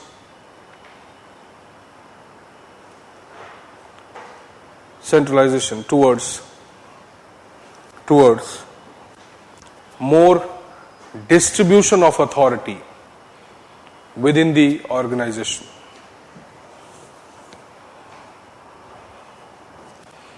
Distribution of authority within the organization. Now, even though the idea may be very far-fetched, but his logic of somewhere talking about distribution of authority between the specialists is in violation to his very idea of principle of centralization or unity of command. So he was in favor of distribution of authority. That is considered there to strengthen the human factor in the organization. Why? Because then innovations, creativity, decision making, or at least you can say autonomy as far as the functional efficiency is concerned, that can be pursued. So obviously it will strengthen the human factor within the organization. Okay. Because even though it is very crude, but there is an acceptance that yes, humans, if made specialized or trained, they are capable of exercising individual judgment. Okay. So no doubt it is against the very assumption which they have made initially, that humans are not capable of acting independently, so they have to be controlled by the management. And that is why we need a unity of command. Are you understanding this? So even though he may not be very direct in saying it, but we have implied from that. Okay, that he was in favor of having numerous specialists who will enjoy a little bit of autonomy, and if they are enjoying the autonomy, then definitely it is against the notion of centralization. Okay. So it is not totally against the human beings. Okay. They accept that human beings can be creative if trained properly. Okay. Fourth is almost the extension of the same idea, that is the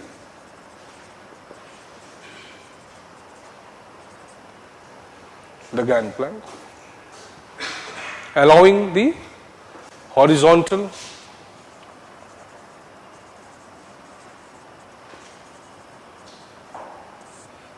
okay, it is extension of the same thing. Horizontal communication, peer-to-peer network,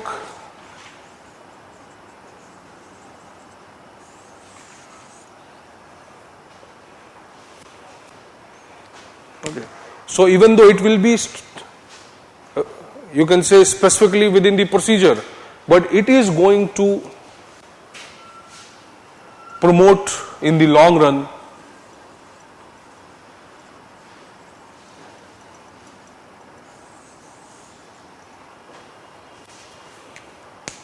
okay. Even though they have not accepted the informal aspects or informal organization, but what will peer-to-peer network do?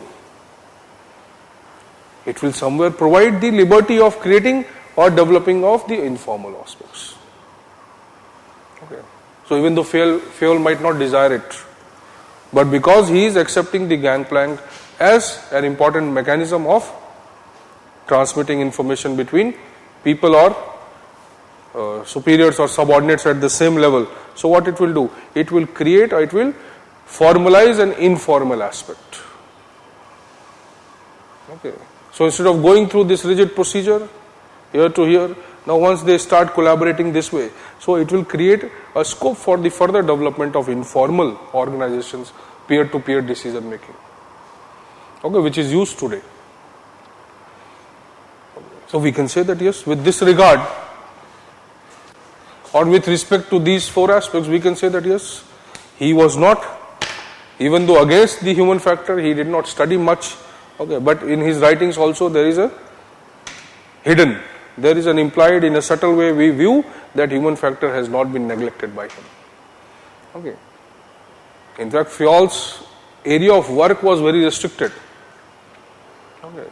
The area where he worked, basically mining industry, okay, or basically some industrial organizations. If he had worked in variety of organizations, okay, probably his understanding of organization was much more liberal compared to any other theorist. Okay, the way he viewed the management, because he viewed management as a process. So that view itself is a progressive, a liberal view. Process, you understand how it is different from procedure?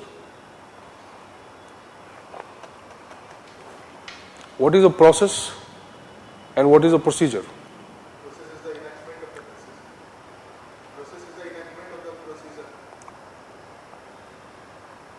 It's not clear. Procedure is more established.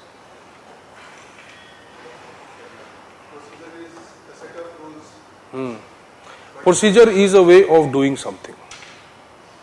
A defined way of doing something is a procedure. What is a process then? Doing according to that. Doing things according to that process. So you are following the procedure. A process will include you, your action, the procedure, the outcome, then your action, then you. It is a process. Who is doing that procedure? You. So procedure will lead to some consequence. Okay. The consequence will give you some information. Again you will modify your action or modify yourself, whatever you do. So what this becomes a process. So numerous procedures linked together, if over the time the procedures become automatic in nature. Procedures have an auto-corrective mechanism inbuilt.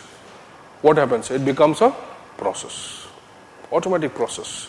Knowing the consequence, moment the consequence comes, they understand, okay, how to modify their action or their input, change it, modify. Now that becomes a system.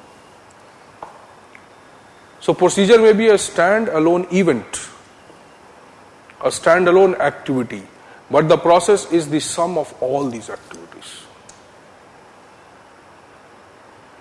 And so he viewed management as a process, not just as a stand-alone procedures or some structures. No. He is understanding that the structure, the function, the human, and when all this will collaborate together, what will happen? A process will be generated. So I cannot understand the organization only by understanding one human being or by understanding one structure or by understanding a function.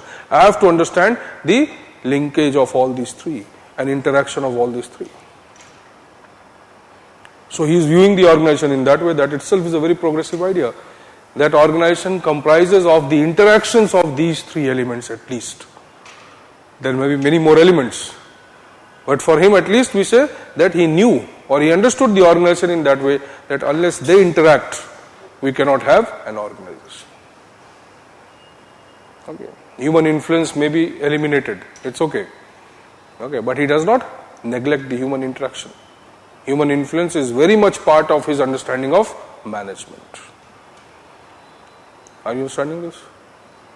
So instead of manager doing something, okay, he assumes that it is the management, not just the manager. Okay, management is a far bigger term than the manager. Manager may be individual. Management is a process which cannot be done by an individual. Are you understanding? A procedure can be implemented by an individual, but not a process. Okay. The individual who is implementing the procedure itself becomes the part of the process. Are you understanding? Okay. So process is a complicated aspect. Okay, process includes various factors. Procedures may be defined and implemented. Okay. But it is the process which will make sure the utility or the non-utility of the procedure is there. Are you getting? Okay. So Quit India movement was a procedure or a process. Okay. Breaking the salt law may be a procedure. Okay, but that is not the process. So what consequences it leads to and how they are aligned together. That is a process. Okay. The process is a much bigger aspect of organization. So we can say that yes, he had substantially contributed to the study, understanding of the organization or the management process within the organization. In fact, he is supporter of the management process or administrative process. In fact, the word administration which he uses was accepted as management, but it may not be totally true. Okay, he might have conceived of the administration. Administration means generally concerning the political aspect of work. Any system or organization working under the political control. So you can say that, okay, he might have visualized that also. Okay, but whatever was translated, that translated into management. Gulick and Ervik have criticized this aspect, that when his book was translated, it was parochially understood to be management. It should have been understood as administration. Okay, but that is also correct because he was mostly concerned, or his scope of reference was only the industrial organization. So Fayol has done exemplary contribution. Okay, so there is a comparison. That Fayol was not as, or Fayol's views were not as narrow as Taylor's, but not as broad as Weber.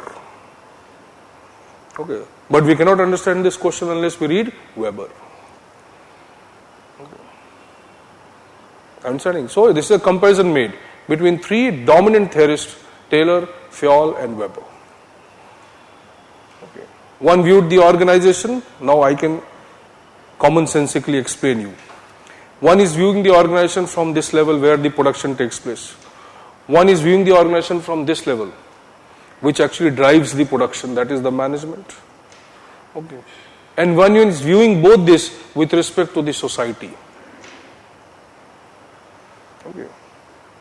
which lets the organization exist. What lets the organization exist? The society. Who is consuming your product? If nobody is consuming your product, why will you exist? Who is giving you legitimacy? Society. Law, custom, tradition, whatever you say. Okay. So political system created, political system authorizes the existence of organization. Who authorizes the political system? The society. Okay. So Weber takes the understanding of organization away from the organizations. Okay, that is the contribution of Weber. Now you are understanding an organization standing within the organization, let us say. So Taylor, Fayol, Gulick, Ervik and all. Now you are understanding the organization standing outside the organization within the society and then viewing it. So there will be a big difference. Understanding? So that is what Weber did. So this is a comparison made between Taylor, Fayol and Weber. Okay, that not as broad as Taylor, but not as narrow as, not as broad as Weber, but not as narrow as Taylor. So you can say he was somewhere a transition between the Taylor and the Weber. Okay, how the traditional theories evolved. Okay, the conceptual base almost same, but how they evolved from Taylorism to Weberianism. Okay. Weber can be considered as the epitome of the traditional model. Taylor can be considered as the elementary traditional model. Okay. So Taylor was very much included within the Weber, but Weber is much more than that. Understanding? So if we take a scale and say, okay, traditional starts from where technically, okay, the microscopic conception of organization from Taylor to the broader conception of the organization within the society, Weber. Okay, now that is the scale of traditional theory building in public administration. Have you understood this? So there are people who have made it possible or who can also be considered as the transition theorists. Okay, even though they are very popular, okay, they are very popular in the traditional model, Gulick and Ervik. Okay, but they are basically at best the transitional theorists. Okay, somebody who understands the nature of public and private organization. Okay, like Fayol was more towards the generalization of principles. Okay, even Gulick and Ervik towards the generalization of principles, but they understood the nature of functions of the public and private. Okay. So they were more concerned with the internal aspect of the organization, okay, be it public or private. There they understood or they accepted that they are general principles. But when it came with respect to the external goals of the organization, okay, they accepted that no, public and private are different species. Are you understanding this? The internal working of public and private similar. The views of Gulick and Ervik. The external working is different. Okay. So you can say they were an improvement over the Fayol. Okay. And also, no doubt, you can say they were more enhanced version of the Fayol. Okay. Their understanding of management process was much more broader compared to the Fayol. Okay. So Gulick and Ervik, okay, they become almost chronologically the end of the paradigm 2. Okay, not end, the end of the principles phase. Okay, 1927 to 1937. So this phase, okay, this is not the principles phase, paradigm 2. So this part or the ending phase of the or ending year of the principles phase, this is considered to be dominated by the Gulick and Ervik. Okay, they became more famous, they became more dominant. Why? Because they were American. That is also one of the reasons. Even though Fayol is saying the same thing. Okay. But because they had or their experience and the scope of work was much more bigger, wider than the Fayol. Okay, they had worked in variety of organizations. army, civil services, private organizations, social sector, service sector, various sectors they had worked. Okay. They were management consultants to various industries. They were consultants to the governments. They were on the board of the committee of the President for Administrative Reforms. Okay. Likewise, you can say they were part of variety of organizations.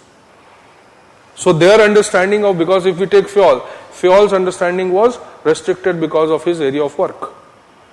Okay, basic industrial organization, basically mining sector. Okay, but their vision or their understanding of organization was not restricted by that. So they worked in variety of organizations, worked as consultants to the governments and the industries, and based on that, they came with their own theory of organization. Okay. But that is also not a theory of public organization. That is a theory of organization only. Okay. So Gulick and Urwick, the moment they contributed to the study of organizations. Okay, by various books they have written, number of books.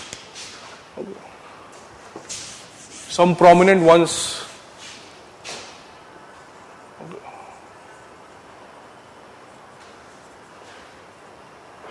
Dynamic Administration, also written by the book, same name, similar name, by Follett. But it is not the same book. Okay. So Dynamic Administration, Elements of Administration,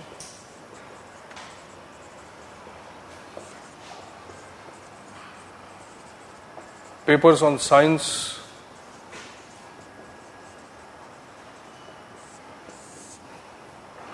okay, this became the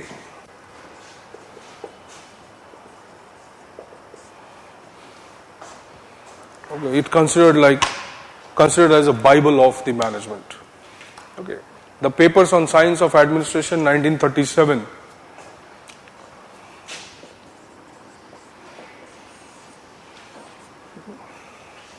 They brought it while working as a member. Okay.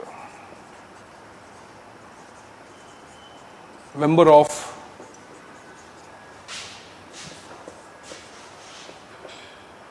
the President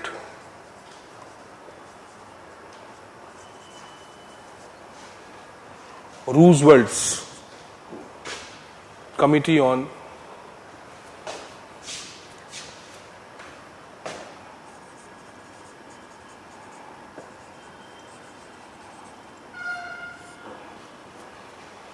Administrative Management Reforms.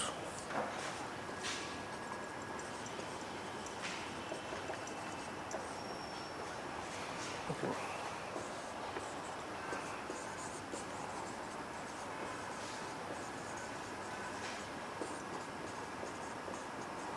Also known as the Brownlow Committee, headed by the Senator Brownlow. So Brownlow Committee, okay, that was basically President's Committee on Administrative Management or Administrative Management Reforms in US. So they were part of this committee, the members of this committee, okay, and they basically their purpose was to reform the administration. Okay. Brownlow Committee was very important committee. It suggested various changes to the structure of the Office of President of US. Okay. In 1926, various structural changes were brought to the Office of the US President. Okay. These reforms were further carried forward by the Brownlow Committee. Okay. Brownlow Committee, later Hoover Commission was formed.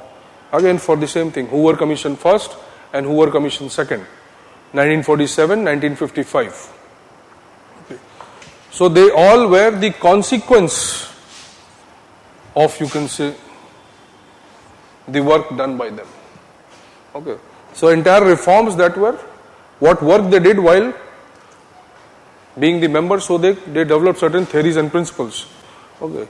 This influenced the entire reform process of the American administration. Okay. Impacting the OMB, various personnel policies.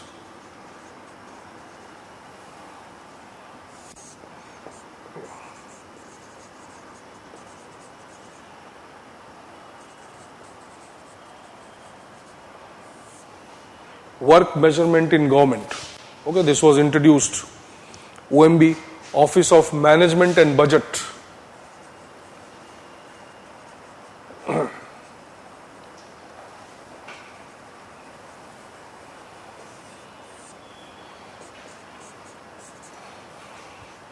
Okay, so various new personnel policies plus restructuring of the OMB, Office of Management and Budget, which is the most important office under the US President. Okay. So this was modified. This was modified. Work measurement was introduced as an important part. Okay. That we call today as the performance evaluation. Okay. So it was now implemented at the higher civil services or the middle civil services in the US as a consequence of this. Okay. In fact, the moment they wrote this collection of, you can say it was like a collection, not a book, basically. So something we call as anthology, if you know the term. Okay. So it was like an anthology of various experiences or research which they have done over the time. Okay. So this book, okay, it provided the basis of the future of the reforms within the American administration. Okay. So the basic concept which they highlighted in these papers, okay, this led to the acceptance of public administration as a science, or you can say public administration as management, and management is a science. Okay. So what they wrote, what they came up with, the idea, conceptually it said that administration is management.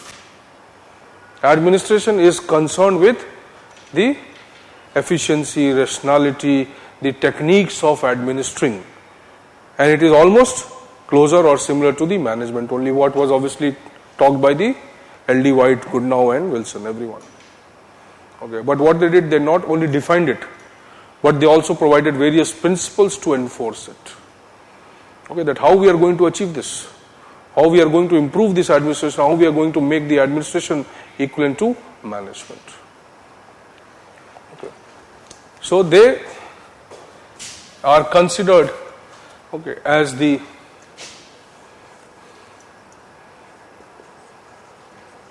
epitome of the science, or the supporters of the science of administration. Okay, though it would be more better to call them the science of management. Okay. But as they conceive the management and the administration as an activity are synonymous. So we can also call them as science of administration. Okay, whatever they talked about. Okay. So they came up with certain principles. Okay. This phase was also accepted as the golden phase of the evolution of public administration. Okay. Known as the phase of reputational zenith.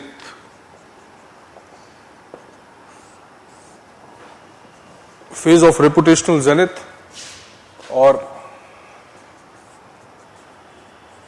era of orthodoxy.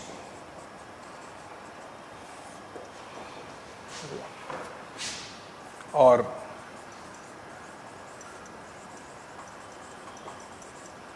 heyday of public administration.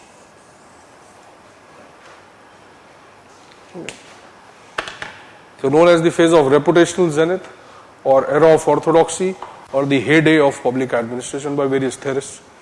Okay. So why these metaphors were used?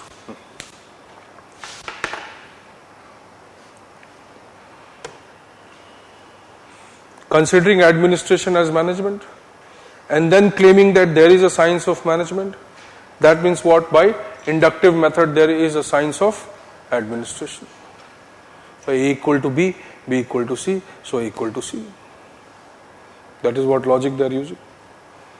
So they are saying as administration is a universal activity to be done in any kind of organization, And administration is synonymous to management, and we have a science of management. So what does it mean? We have a science of administration. So the claim, or you can say the 50 years of struggle, starting from 1880s, okay, so almost 50 years ho gaye, the 50 years of struggle of various theorists pursuing to make the science of administration or develop a science of administration, finally achieved by Gulick and Irving. Okay. So they can be called as the fathers of the science of administration. Okay. So whatever actually the grandfather conceived, okay, completed by them, achieved by them. So it is known as the era of reputational zenith. That in the galaxy of social sciences, the public administration emerged as worthy of being called as the true science. Okay. Something like the moon among the stars. Brighter star था comparatively. Okay, दो star sun होता है और moon moon होता है, ठीक है. But just to use a phrase, some people said, oh, it's like moon amongst the stars. So public administration, even though people accepted that it is not a science like the physics or astrophysics or anything else, okay, but when compared to the other social sciences, it is worthy of being called as the science, okay, because of whatever they said. So it is known as the phase of reputational zenith. Okay. This had various consequences, like what will happen if suddenly you get a status, okay, or a certain the social prestige that you will enjoy being public administration when compared to any other social science. So what will happen?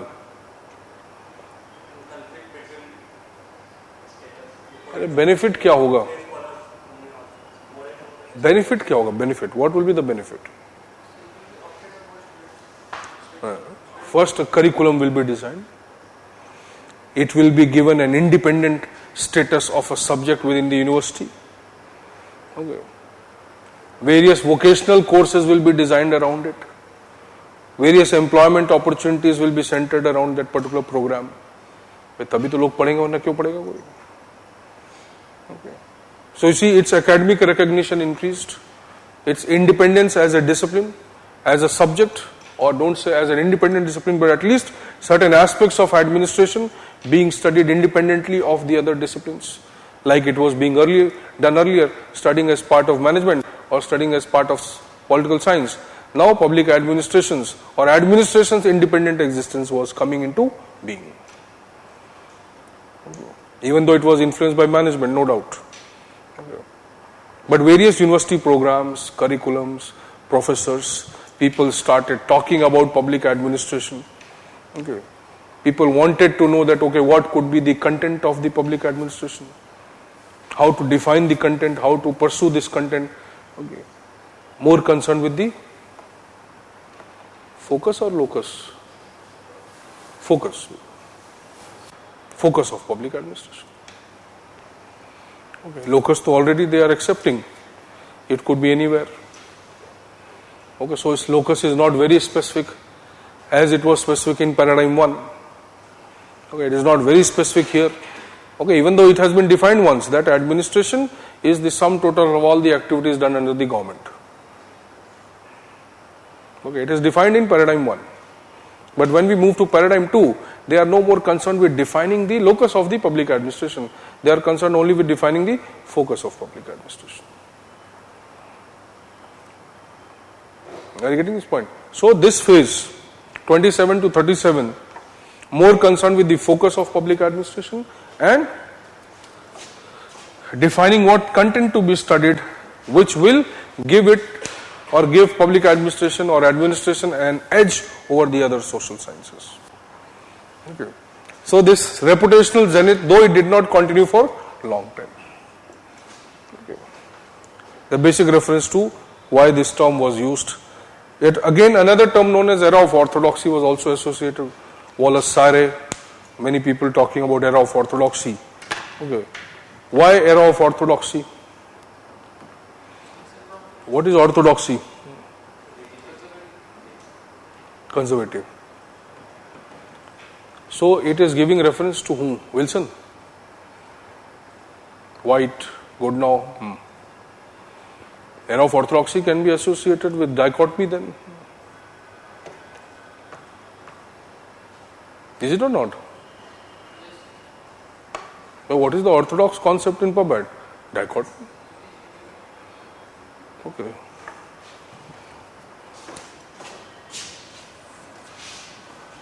By why orthodoxy? Certain things can be implied. Okay. Okay, orthodoxy would mean the tradition of pub ed. What else? Okay. So this was concerned with what? The management aspect as conceived by forefathers of public administration.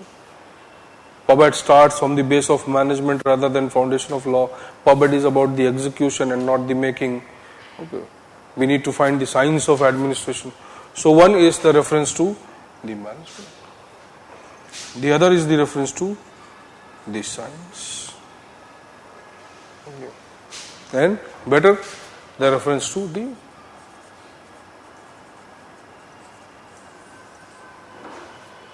okay, the moment they are claiming that administration is management, what does it mean? It is not formulation.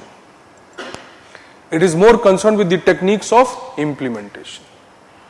So that very moment they are endorsing the dichotomy or not? Now what is the content of pub ed? The content of pub ed is concerned with the implementation or the study of the techniques of the implementation of what has been formulated, not with the study of formulation. So claiming pub ed or administration to be synonymous to management, and management or having a science of management, that means having a science of administration. What does it mean? That administration as a study is concerned with implementation. So that itself brings the idea of dichotomy. But does it or not?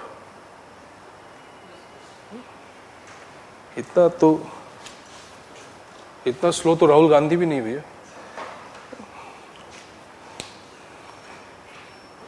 लेकिन उसका भी दिमाग काफी चल रहा है Gujarat election में. अपने भी दिमाग चलाओ थोड़ा. So conceiving it as management, conceiving or focus on the science obviously, and the dichotomy, these are the aspects of the orthodoxy. Okay, that it is a science, it can be made into a science, it is worthy of being a science, and we must pursue the principles like L.D. White is saying, सबके orthodox principles. Okay. But here orthodox does not mean conservative. This means that what were the fundamental concepts behind the origin of public administration as a subject. Okay. So ये orthodox है. but root क्या था, basis क्या था, origin क्या था, what was the origin, what was the primary culture of the public administration. The primary culture of the public administration was influenced by the values of management, science and dichotomy. Is this clear? Fine. Then it was also described as the heyday of public administration. Heyday क्या होता है? Peak, correct. Okay. So peak of the public administration. Why? Because it is an obvious reference that after this peak there was a downfall. So it was the peak. If something has been claimed as a science and accepted by the theoretical or the academic fraternity as a science, then obviously that is the peak of the discipline of social science. So almost compared to the other natural sciences, okay, that was the peak of public administration as a science. Okay, now so it was not that simple. So academic curriculum changes, okay, even various type of theorists coming from various backgrounds, they wanted to know or they wanted to become part of the public administration. That was also a big change, because once the moment I realized that I am teaching sociology, okay, but sociology does not have that status in the social sciences, public administration has done, then I will look for that focus or that content of public administration where I can contribute. Is it or not? So I would try calling myself as administrative social scientist. Something like this. Okay, that is what people do. Okay. भाई जो router लगाता है बोलता है I'm networking engineer. है कि नहीं? अब वो तो इंजीनियर के डेफिनेशन में नहीं आता है. So the logic is the same thing happened. That certain number of theorists from different fields, okay, they wanted to participate, they wanted to become part of the public administration. Or you can say they started contributing to the study or discipline of public administration. So by 1930s, because of this, okay, 1930s or late 1930s and 40s, okay, you will find that number of conceptual developments took place in PubEd, not just as a consequence of this, but because of the claim of science of administration. Many people from technological background, people who were contributing to technology, people contributing to mathematics and statistics, they started bringing their knowledge into the study of the management or management of the government, that is the administration. Have you understood this much? Okay. So one was the change at the level of concept, theoretically. Okay. The other change at the level of the functions. Functional changes going on in the government, society, universities, okay, academic fraternity and various other things. By this time, okay, there was another important development. Okay. The Second World War was almost, it was now settled. Okay. Sorry, First World War, Second World War कब हुआ? 39. So it was also a piling up of the sentiments towards the Second World War also. Okay. Then you can say consequence of the Great Depression.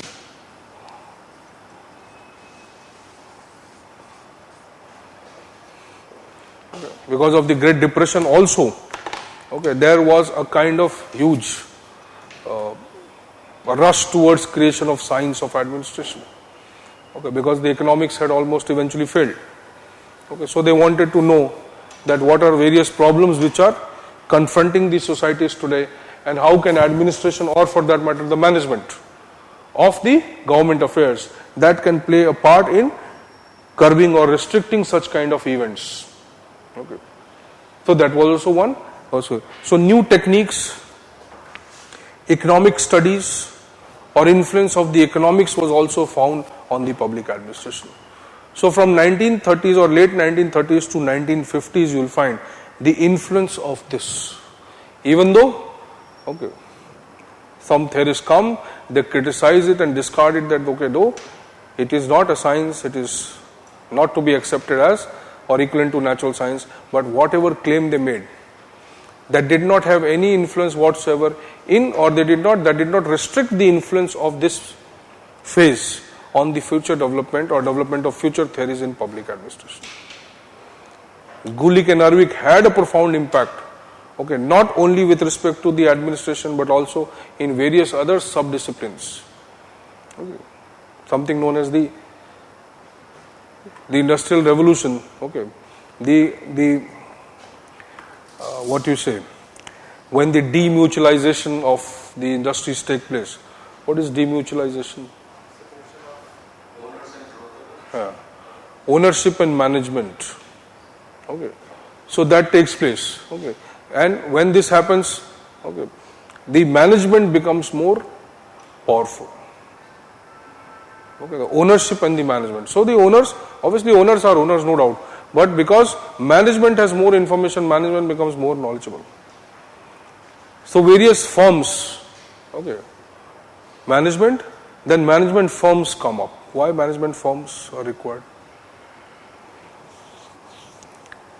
You need to recruit people, consultancies, consultancy services, okay. So type of job matching the type of human resource. So industries have numerous requirements. Management becomes a very important function. Okay. Now to recruit such people who will be best suitable for this management process, you require various type of subsidiary organizations. like consultancies. Okay, various type of services they come up, service providers they come up. Okay, so they have contributed to the understanding of that also. March and Simon later come. Urvik, Gulick, Urvik, Metcalfe. Okay, they have studied that also. That how numerous type of firms come up, how they compete with each other, and how that can be understood rationally. Okay, March and Simon, they have also contributed to that. So Gulick and Urvik should not only be studied with respect to only some post-COB or some principles of organization. In fact, you can say they were the pioneers of the understanding of the transition which was taking place post the industrial development. Okay, because almost by 1930s the industrial development had taken place in America. So it was the maturity or the phase of the maturity of the industrial revolution in America. Okay, so they were basically the leaders or industrial theorists who emerged as the leaders of that particular phase. Okay, they were much more powerful than the politicians and the bureaucrats. So they were not only contributing to the understanding of organization, but they were basically molding the politico, economic and other kinds of administrative organizations towards a particular structure. That how these, through in this transition, how this type of organizations will change. Are you understanding? But once the First World War gets over, the Industrial Revolution is maturing, okay, the various type of other problems emerge within the society. So how this administrative, economic, industrial organizations will go through this transition and how they will evolve, okay, that is the contribution of Gulick and Urvik. नहीं समझ में आया? ज़्यादा आ गया? इसका मतलब क्या है?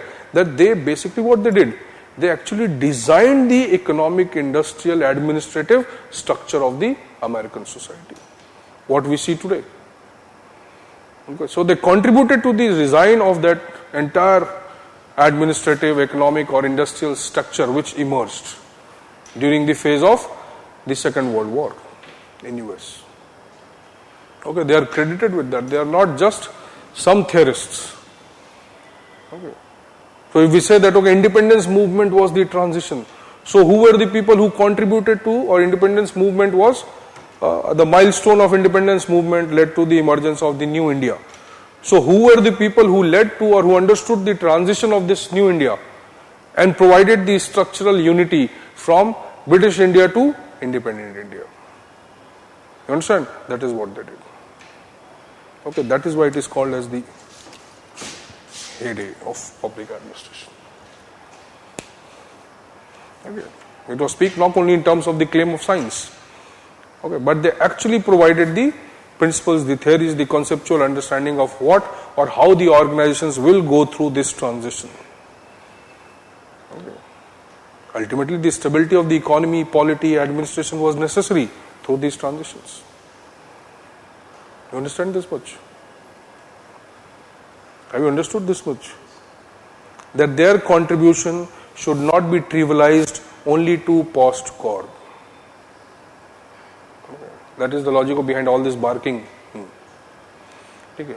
So you must not just write, if you write or introduce Gulick and Urvik, don't just write that okay, they were the pioneers of the post-CORB or the principles of public administration claim of the science or no. You should also mention that how they were fundamental, how they were instrumental to the transition of the American society, okay, from or post the First World War phase to the post Second World War phase. Okay, they were the instrumental actors. Business, industry, administration, or variety of organizations that emerged, the kind of conflicts that emerged and how they will deal with them. Okay. Even though their focus was mostly on the implementation. Okay. So they brought back this perspective, and this perspective. Okay. PubEd is management, PubEd is science, PubEd is or politics administration, dichotomy. Okay. How can we say dichotomy was visible? Or in an implied manner, Gulick and Urvik are also responsible for the revival of dichotomy in public administration.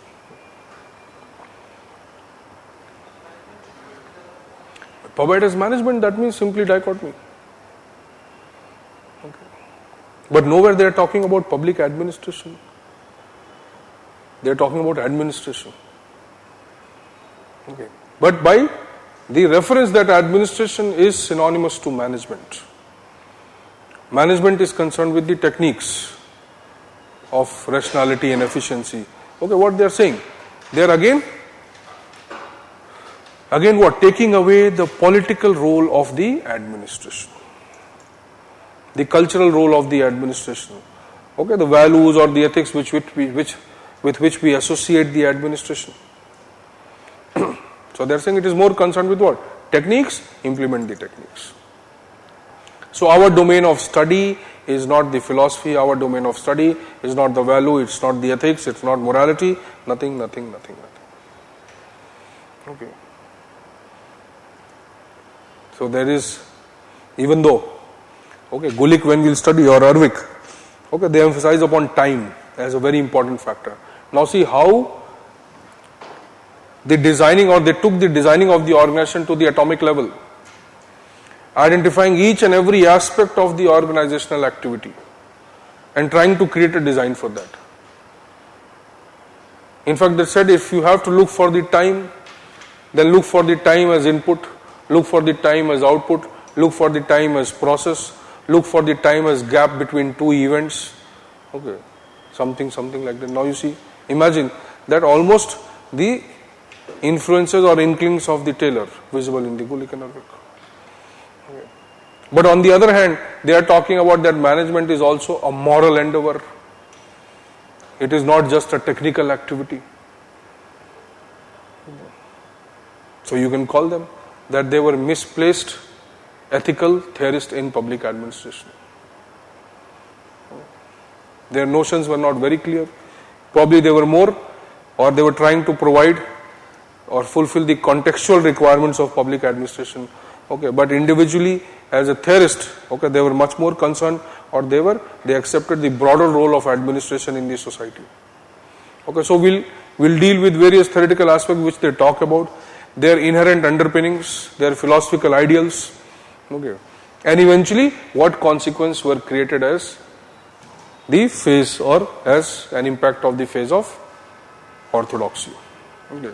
So when they develop their principles, various aspects which they talk about, okay, they claim that okay, it is a science and now it is going to cure all the problems of the society.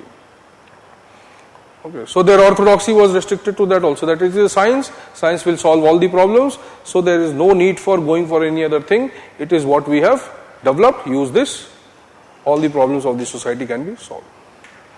Okay. But one thing was missing when they claim administration as science.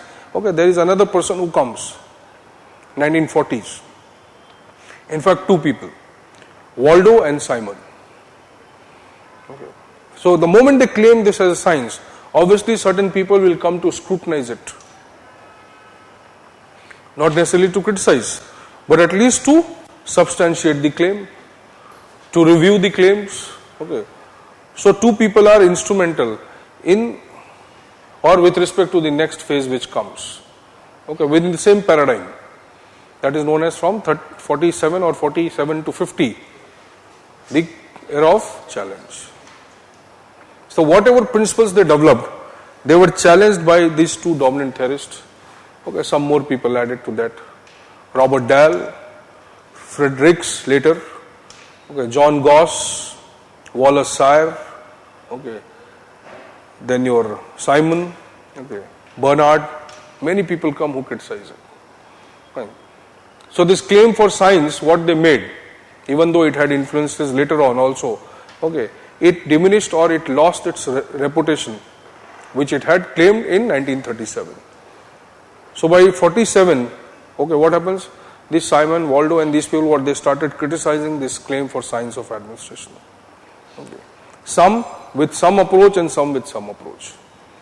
Okay, like some said that whatever science you have talked about is actually not a science, so you can improve upon this science. That means you can make this scientific or the claim for science more scientific.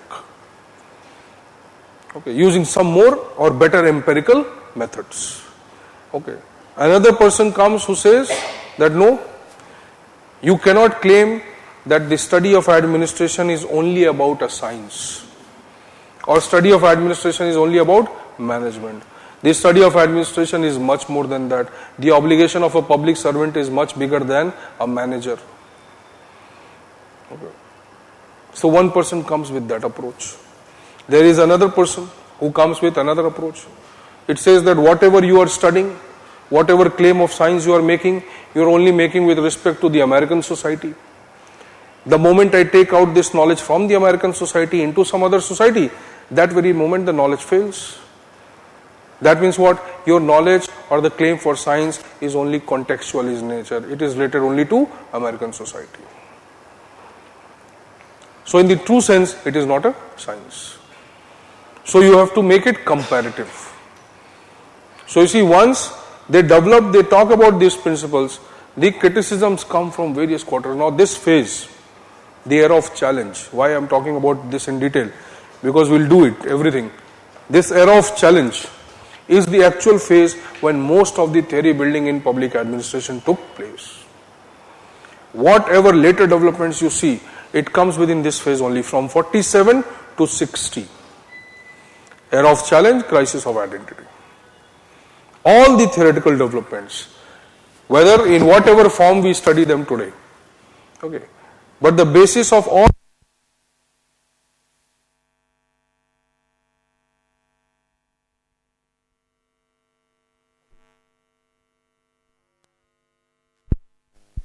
Okay, so the basis for all the modern theories is this phase, 47 to 60. So it is very important to understand 37 to 47 and